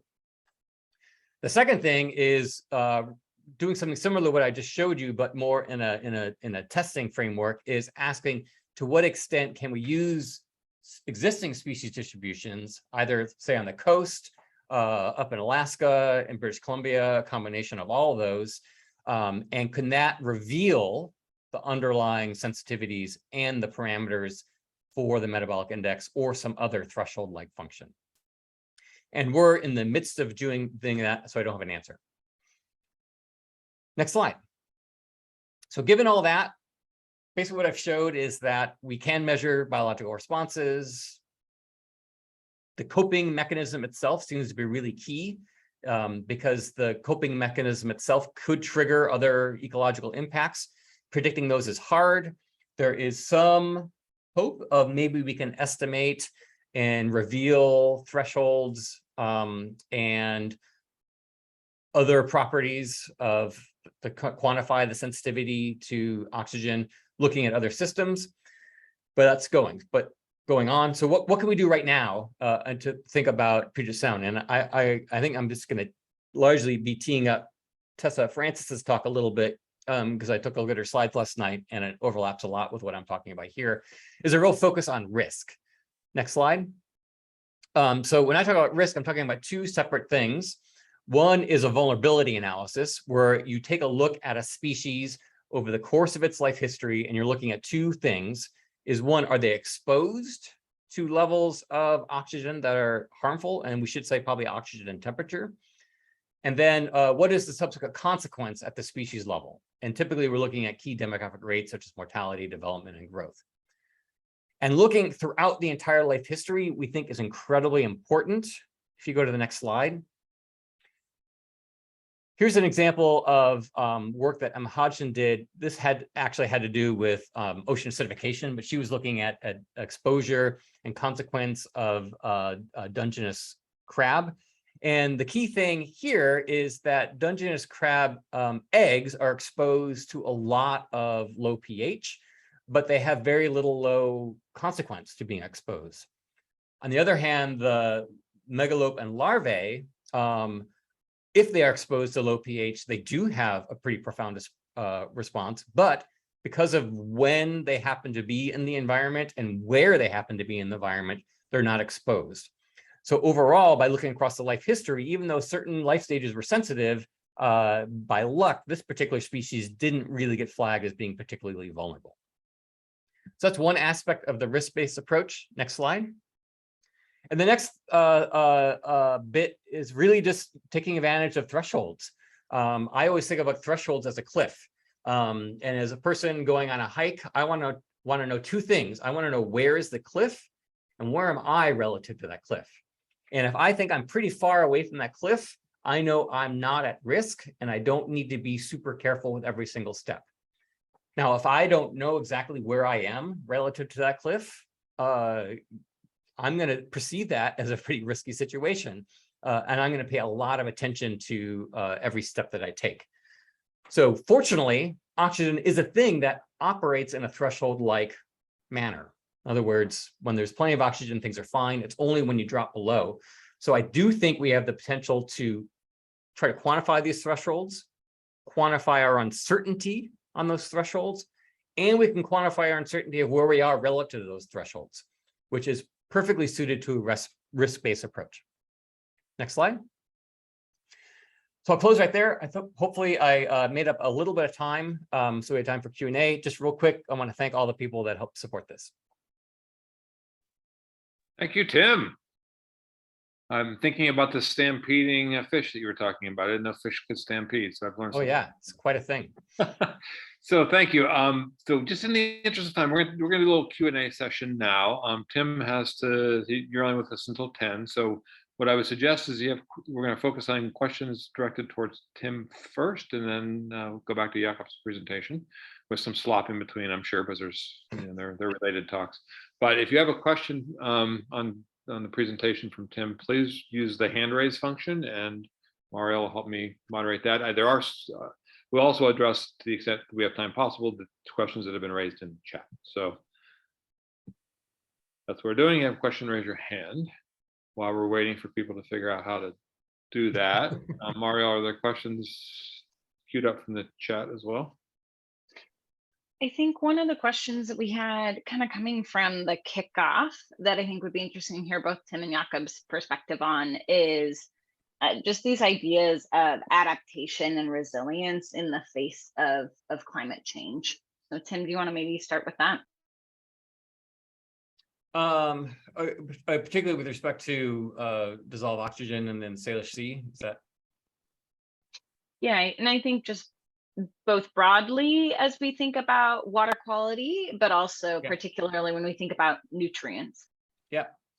Yeah, I mean, I think I don't think the Salish Sea is any different than probably any other place. Well, some of the principles are you want to maintain the elements of the system that allow for adaptation, so adaptive capacity. So you want to identify what are those attributes that allow for adaptation to be. So maybe those herring that are in Southern Hood Canal are particularly genetically predisposed to be able to tolerate really low oxygen. In that case, it'd be a terrible idea to open up a massive pelagic fishery for herring.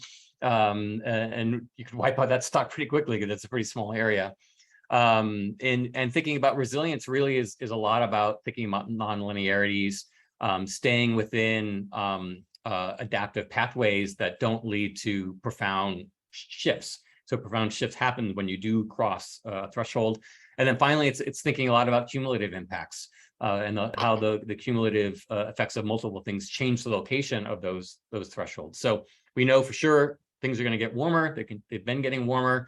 As Jakob mentioned, warmer water has lower oxygen. We're going to have higher oxygen demands.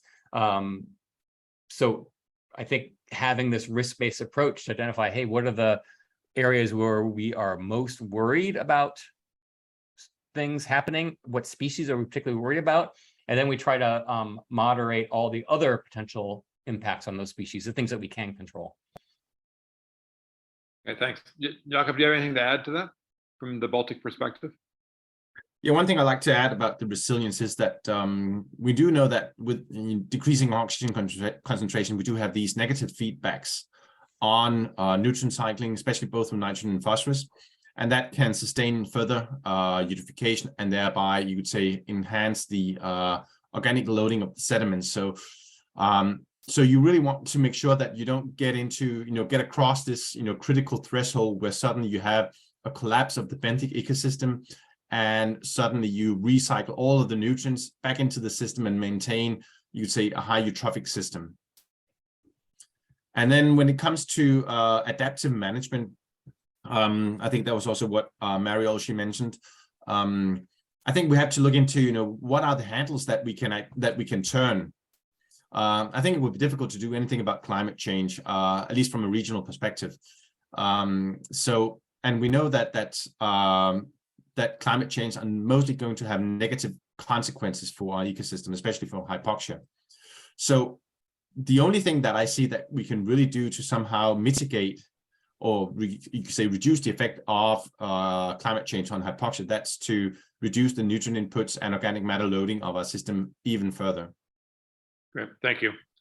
Clifton Bell has their hand up. Clifton Bell with Brown and Caldwell. Thank you for the presentation. I know you're a scientist and not a regulator. This is a question for Tim, by the way. But with your focus on thresholds, you know, we've seen different regulatory approaches for DO around the country, such as, you know, Chesapeake Bay, where they refine the DO thresholds to refine their designated uses based on organism needs. And in the Puget Sound, where we're focused, most of the discussion has been around a 0.2 milligram per liter human allowance, which you know may or may not have ecological consequences depending on where you are. With the understanding that you are a scientist and not a regulator, do you see your work possibly leading towards a different regulatory approach where you look really at the thresholds of the different ecological needs instead of, say, the emphasis on the 0.2 milligram per liter departure? Yeah, thanks, Cliff. That's a fantastic question. I putting on my scientist hat, I would say absolutely. You say a 0.2 reduction, that reduction is highly contextual.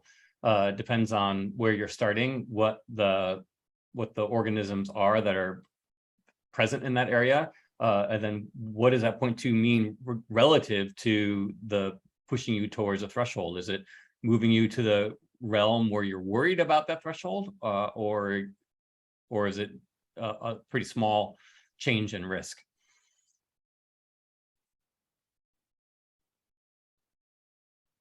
Thank you for the question. Tim, while we're waiting for others, a question I have, I didn't see any salmon on your slides. And you said you've tried to generalize the findings on the metabolic index and others to other species. Where are we with salmon? In terms of salmon, when they're in the Salish Sea, they're in the shallow, waters where they're not really exposed to low dissolved oxygen. So if there's any consequence to salmon, it would be via some of the indirect effects, like what we tried to see with herring. In other words, are they getting more opportunities to eat euphausids, fewer opportunities to eat euphausids? Maybe something similar with copepods. So I think with salmon, we would be looking primarily at our other species responses affecting them, because they're not really being that exposed to low dissolved oxygen. Do we know what their just sort of physiological sensitivity is to dissolved oxygen? Do you know what the threshold is? Has there been much in that area? I'm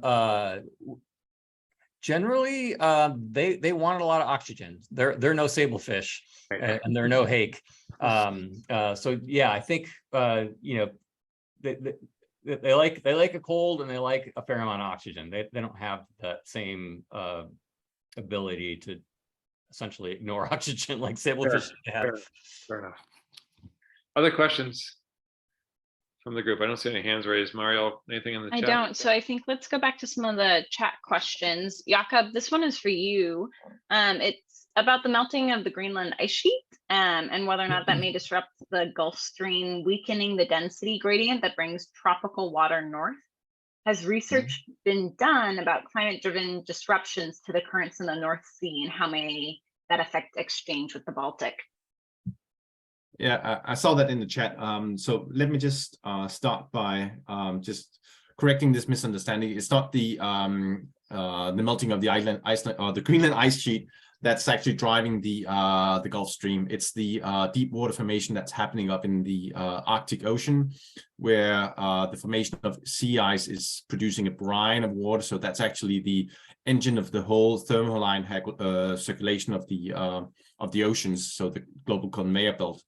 So it's not the Greenland ice sheets, it's the formation of sea ice in the Arctic Ocean that drives that. So, but having said that, I think there is no clear evidence for what will happen in the future in terms of wind patterns and strength. I remember that 10, 15 years ago, when people really started, you could say, producing the first papers on climate change, we knew for sure, that there's a lot of certainty. We know it's going to get warmer. And at that time also, we said in Northern Europe, it's going to get wetter. And it was also predicted to become windier. I would say with the more recent global circulation models, I've seen the scenarios for Northern Europe. Now it's getting wetter, but only in the very northern part of the Baltic Sea watershed, whereas in the southern part, it's getting drier. So it's more or less balancing out. When it comes to wind, also the models are saying that maybe there won't be any major changes in wind. So, and I think they're pointing in different directions. So the short answer is, when it comes to wind, and that will drive essentially the exchange between the North Sea and the Baltic Sea, we do not know how it's going to change in the future. Thank you. So we have a question from Scott Redmond. Scott's the science director at the Puget Sound Partnership here. Yeah, and I'm sorry, I'm backing up to Tim. Is he still with us? Tim is here. No. Scott. All right. Thank you, both presenters. That was great. Tim, I'm wondering, like, the ecological situation in these terminal inlets where we are projecting DO problems might be different than in the Euphausid and herring hake story that you told. Is anyone looking at what those ecological relationships are related to DO and temperature and pH? Yeah, Scott. So you're thinking like in like the South Sound area?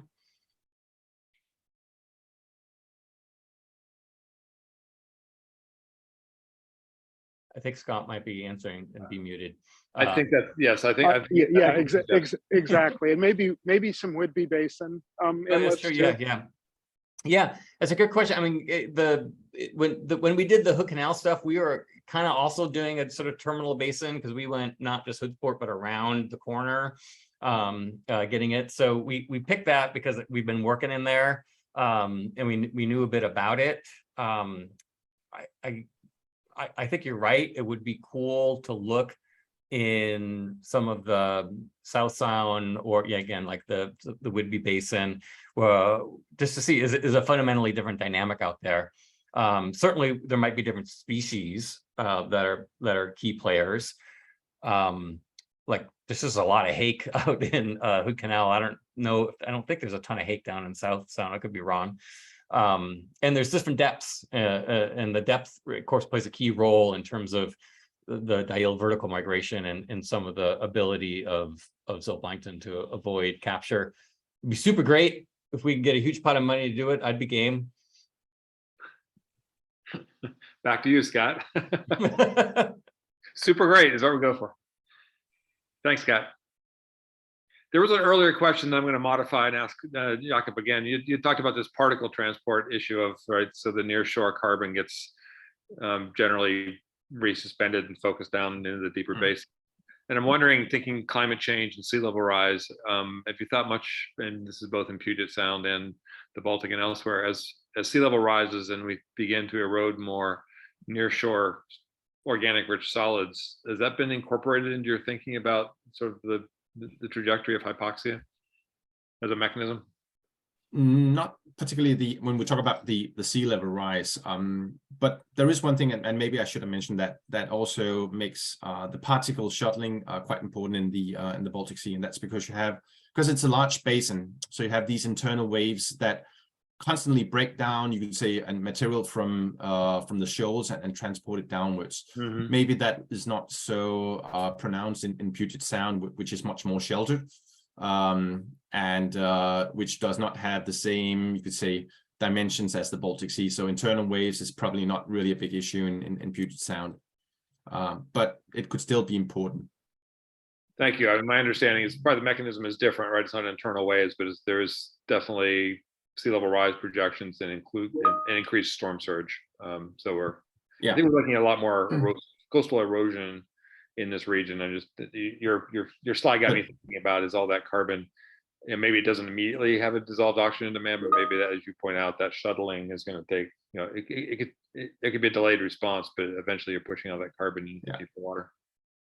Well, it is something, but I would say that you could say when it comes to coastal erosion and also you could say, will the sea level rise and liberation of organic matter from what used to be terrestrial parts. I would say that most of it is considered to be part of the coastal zone, and the key question is how much of that is then further transported out, because if you have like a wetland that's been further flooded, or you have a sea level rise in the wetland and you mobilize more of the organic matter there, what's the fate of that organic matter? How much of that will actually end out in the very deep areas where you could say, problems with oxygen? But I think it's a good question, and I think, to be honest, we do not know, and I think it's very site dependent, this process. Thanks. No, that sounds right to me. Other questions for the two presenters? We've got one for Tim, which is from Seth. Did you look at hood canal circulation variability over multiple years of the study? Not explicitly. Essentially, what we had hoped to do, particularly in the nearshore thing, is hope that each year would have different circulation patterns, and that would be reflected in different seasonal patterns of oxygen drawdown. And as I mentioned, in one hand, it was good in that there were differences in terms of the seasonal patterning. We didn't have one of those really, really bad years, really extreme years, which would have been kind of cool to have. So we didn't explicitly model it. We just sort of looked at the resulting depth profile of oxygen and how that changed seasonally. And there's a question in the chat from Alan Chapman, which I'll just read. What strategies have been implemented in the Baltic to reduce agricultural inputs from the land to the sea? The indication was that reduction from that source has not been as effective as wastewater treatment plant sources. Jakob, that was an intriguing graph you showed of the time series of nitrogen and phosphorus loads. So. Yeah. So first of all, I'm not sure I could account for all the different measures that have been taken in different countries. I know from Danish perspective, I think we have been quite efficient in terms of reducing nutrient inputs also from diffuse sources. Some of that was actually a lot of it has to do with using catch crops, for instance, in winter, so that nutrients are not lost, during the rainy winter season, where if you leave the soils bare and there's no vegetation to keep on or hold on to the nutrients. So that was introduced already in the 90s. There's regulation on how, what's the amount of livestock you can have per hectare. So that's also regulated. We used to have, until 5 years ago, there was you could say, farmers in Denmark, they could only grow crops up to 90% of the optimal in terms of the nutrient yield. So they could only apply fertilizers up to 90% of the optimum yield. That regulation was changed, and maybe that's also one of the reasons why we are seeing, you could say, a reversal of oxygen depletion conditions right now. At least it's been discussed that that maybe this is leading to a worsening of conditions right now. So, but I would say other than that, a lot of it has to do with, say, implementing technology, bringing up manure. One thing that in Denmark is I think that 80% of the nutrients are coming from manure, because we have a lot of pig farming or hog farming in Denmark. So it's more or less a waste product, but then that has to be spread optimally. And I think they have really done a lot in terms of, you could say, finding out what is the most optimal time to spread the manure, not just putting it out because you need to get rid of it because all the manure tanks are flowing over, but making sure that you bring it out exactly at the point when the plants can actually take up the nutrients. So there's a lot of science behind this in terms of, you could say, optimal nutrient resource use. So that has done that's a lot of it, but I would say it's still not enough. We are still, we're still aiming at making a further reduction of maybe 20 to 30% of our nutrient input in order to achieve the ecological goals that we have.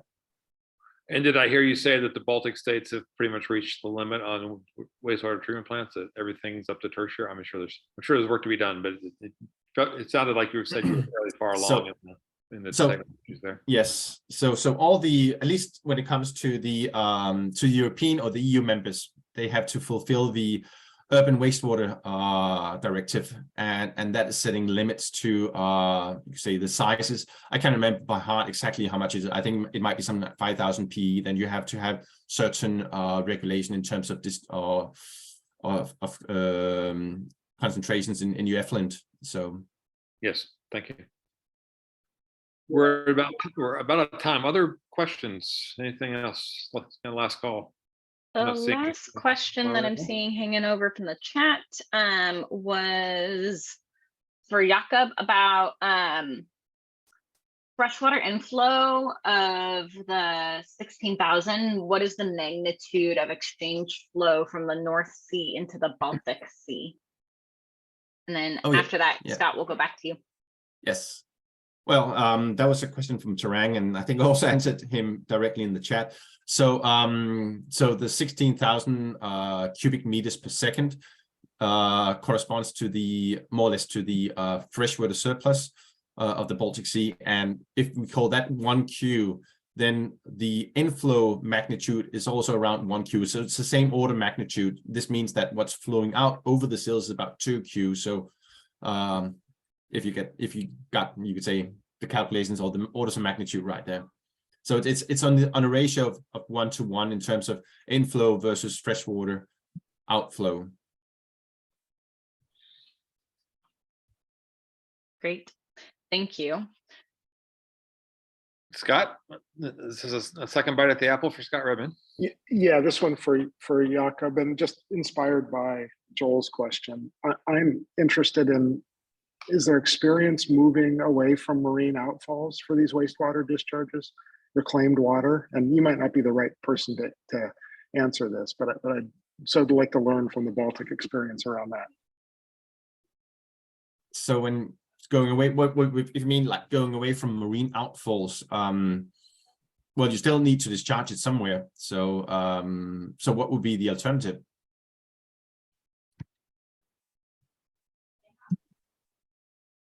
I think Scott's referring. I'm sorry, go ahead.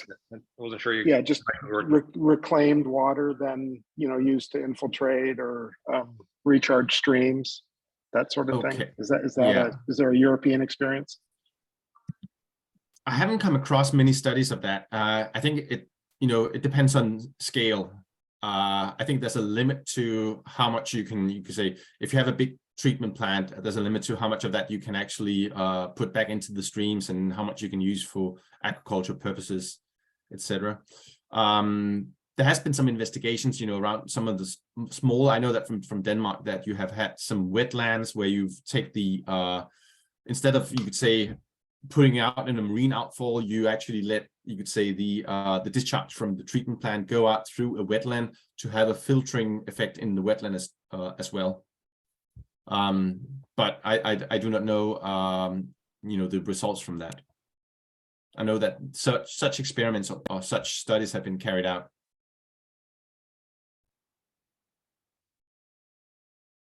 Okay, thank you. I think we're going to close the Q&A now and give everybody a 5-minute biology break. Thank you very much. I am so jazzed. There's so much good science that's gone on this topic, both in Puget Sound and around the world. It's really fun to hear these presentations, and it reminds you that people get in boats and go out in the field and actually make measurements and think about data sets that are still there. They're still being engaged. So that I'm excited by that. And continuing that theme, it's my pleasure to introduce Tessa Francis. Tessa is the lead ecologist at the Puget Sound Institute, and is going to speak to us about some work I think that is upcoming, and is talks about an effort that she's been coordinating around. Well, I'll let her describe it. I'm not going to do that. Tessa, lousy introduction. It's yours. Thank you, Joel. Hey, everybody, thanks for sticking around. I am going to shift gears a little bit in that I am going to be presenting a half-baked idea about a project that we are currently scoping at the Puget Sound Institute. And so this is an opportunity either at the end of the talk or in the chat or later to hit me up with your ideas for how we might build out this project. And thankfully, and owing to happenstance, it picks up on a lot of the ideas presented in part by Jakob, but certainly by Tim. And Tim and I did not coordinate, but we're on the same page. And so that I feel like I'm on solid footing. Anytime you agree with what Tim is saying, I think you feel pretty confident about be headed in the right direction.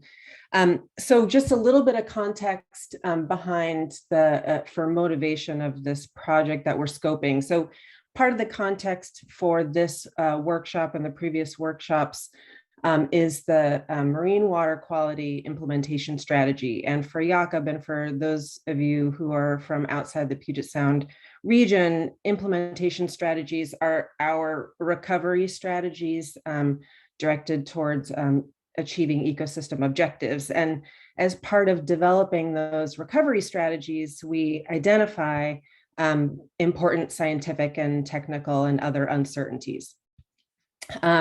And one of the roles that the Puget Sound Institute plays in the region is to convene study groups, workshops such as these, or conduct analyses that are aimed at addressing and potentially resolving those uncertainties. And so this project that we're presently scoping is aimed at this question about how we can describe biological impacts of low oxygen levels on Puget Sound species, which was identified as an uncertainty in the marine water quality implementation strategy. Okay, so that's the context. And next slide, please. Thanks, Marielle. And so the objective of this work will be to describe the potential risk to Puget Sound species, mostly fish, but not exclusively fish, but because we're talking about using existing data, most of the data is relevant for, most of the data available is for fish species, but risk to Puget Sound species of low oxygen levels in marine waters, and specifically using existing modeling output and available data sources. So we're not going out on boats for this project, sadly. So Tim did a good job of teeing this up. Next slide, please. We're proposing to take a risk assessment framework for this work. And this was an idea that came up at the sort of kickoff workshop in this series when we started talking about biological impacts. And so this is how we're thinking about approaching it. As Tim presented, a risk assessment framework quantifies risk to species, habitats, whatever, in terms of a combination of exposure to a stressor and the sensitivity to that stressor. And you can also describe this in terms of vulnerability, which I think is appropriate in this context, where you might modify exposure and sensitivity by the adaptive capacity of the species or the habitat, in that case, describing more of a vulnerability than a risk.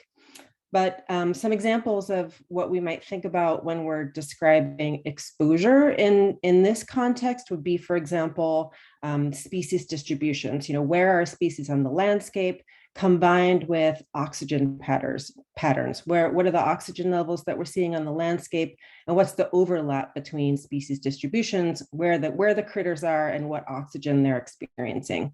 And then when we think about sensitivity, we might think about, for example, physiological effects of low DO, as Tim was talking about. Next slide, please.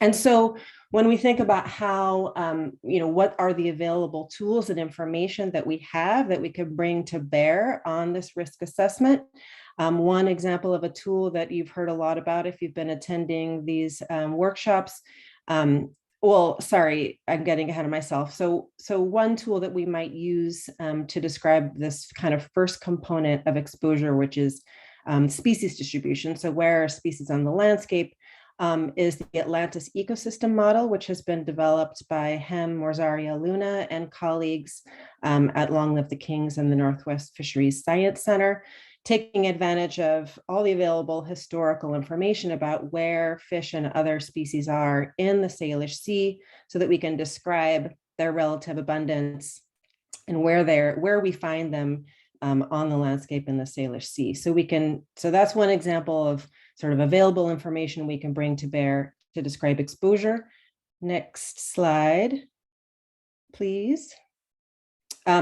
Another component, as I mentioned, of exposure is sort of what are the oxygen patterns that species are experiencing in the Salish Sea. One tool that we have available to us is the Salish Sea model, which is the model you've heard a lot about if you've been attending these workshops, that can describe the distribution of oxygen sort of in a longitudinal sense, like which terminal inlets, as Scott Redmond was describing, where do we see low DO problems, not only sort of in the horizontal space, but on the right-hand side, also in terms of depth distribution, because we know that this is largely an issue at depth. So the Salish Sea model provides us one set of information that we could bring to bear on describing exposure. Next slide, please. And then when we think about sensitivity, Tim went into this a lot. There's some we would start by going to the literature and pulling information about certainly like basic metabolic needs. Tim mentioned this peak crit value, sort of critical oxygen level below which an organism can no longer satisfy its metabolic demands, but also potentially pulling in available information about the metabolic index, if that proves to be a better metric, or an additional metric we can use to describe sensitivity. Next slide, please.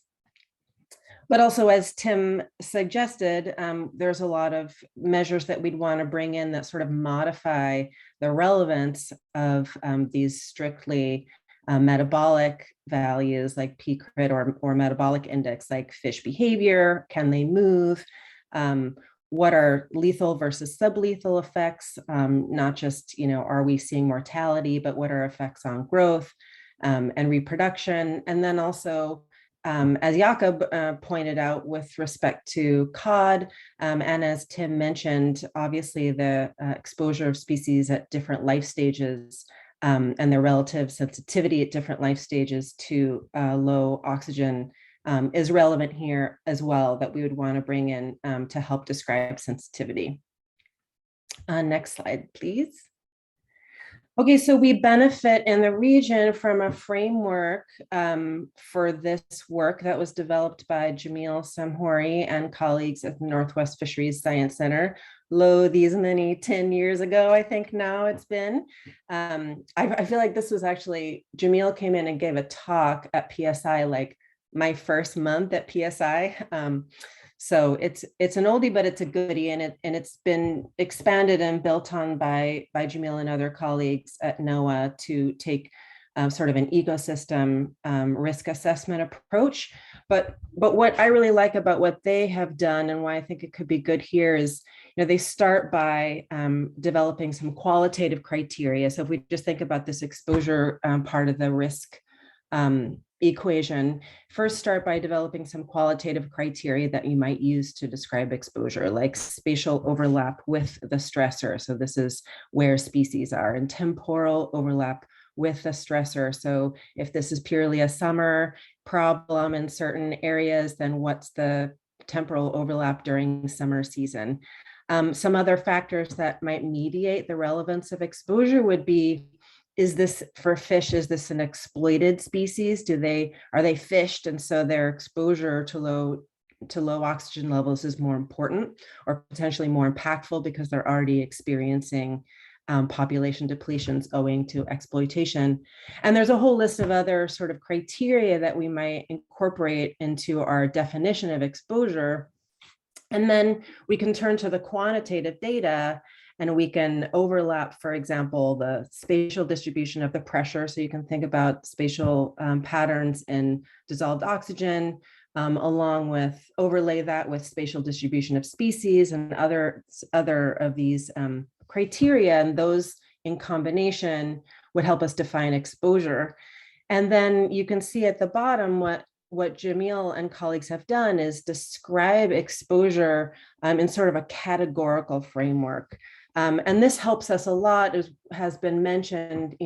We have data gaps, we have uncertainties, we have species adaptation, we have these like coping mechanisms. And by taking this sort of categorical approach or qualitative approach to describing exposure or risk, that allows us to incorporate some of this uncertainty, I think. Next slide. So similar approach would be taken in quantifying sensitivity, where you would sort of develop a set of qualitative criteria about species sensitivity to the stressor. So how severe, for example, how severe might an impact be of experiencing low oxygen, both to a population or to an individual. And then you can see in the little table on the right, depending on that, you can categorize that severity of impact. You can describe that severity of impact in a categorical fashion or a ranking fashion, where you might describe sort of low, medium, and high severity of impact. You can do this across a variety of different qualitative criteria to describe sensitivity. Next slide, please. Thank you. And then you can combine these different metrics of sensitivity and exposure. And here what Jamil and friends did was they applied this framework to a number of different species in the Puget Sound, kind of focusing on our vital signs, on our ecosystem objectives, but not exclusively. And then you can evaluate sort of a species relative risk to a particular stressor. And here I'm showing the evaluation they did for the stressor of coastal development. But this, and then next slide. So you can do this for, an individual species and an individual stressor, and how this can be used then is to prioritize action. So if you look at this graph here, you might identify that a species is at the sort of lower left corner of sensitivity and exposure. They have low risk, so you may not be worried about interventions for those species, but there may be some other species that rank high on both exposure and sensitivity, and those might be the highest priority for intervention. Next slide. And so you can build on this to take either a multi-stressor approach, as people have mentioned already. We might be interested in looking at both multiple, the sort of host of insults that our species are experiencing in Puget Sound and the Salish Sea, or so you can take a multi-stressor approach, or you can take a single stressor approach to multiple species and help us identify where might be our priorities for action. And so, like I said, this is something that we're just scoping right now. But given that Tim told us this is what we should do, I feel pretty good. No, I think that this, what this approach allows us to do is just take advantage of a lot of the information that's available. I think it helps us bracket our risk and more prepare for an opportunity to find resilience in the system and prioritize intervention in a meaningful way. And that's all I have. Thank you very much. Thank you, Tessa. The floor is open for questions. Again, raise your hand or put it in the chat. Marielle, are we? Nothing in the chat at the moment. Well, I see that Scott Redmond asked a question called, is there a band called Ratfish? I'm pretty sure that was directed at me. The answer is I don't know, but there ought to be if there's not one yet. And I think, as Tessa said, I'm going to just put this up for folks to be able to see in the meantime as we do questions, but kind of an open invitation for ongoing conversation as well. While we're waiting for questions, let me just maybe amplify what Tessa has said and provide a little bit more context about PSI's role here. We spend a lot of time thinking about our role and reminding ourselves that we strive to take an ecosystem level approach to the issues and a multifaceted approach. So I think the kinds of things we're talking about here and the work that Tessa is leading going forward is in that spirit of let's think about water quality, let's think about habitat, let's think about species holistically, and let's pull these tools together so that we can juggle more than one thing at a time, and we can really think about how dissolved oxygen, temperature, species distributions, climate change. There's a lot going on out there, and we're trying to figure out how to give due attention to all of it, and so that we're not going down a narrow path. We're thinking more broadly about it. So that's the intent of this critical analysis that we're launching around the dissolved oxygen interactions with the organisms. And Marielle, I don't know if you, maybe I'll steal 30 seconds more before you wrap us up, but just to add on to that, and also to amplify something that Tim said, I'm quite interested in a lot of these indirect effects, as I think Amy Kinney is on the call, and she regularly, even though she's not a biologist, she regularly reminds us that there are more issues associated with nutrient inputs than simply low DO. And I think that, what Tim pointed out in terms of indirect effects, I think a lot about habitat and the exposure of, for example, submerged vegetation that can't move very quickly, at least in response to stressors from the landscape. And even though salmon tend to be found in areas where they can access high oxygenated water in the Salish Sea, they depend heavily on eelgrass. And so it's those types of interactions that I think could be really powerful, that are really important, that this risk assessment framework can really be powerful in incorporating.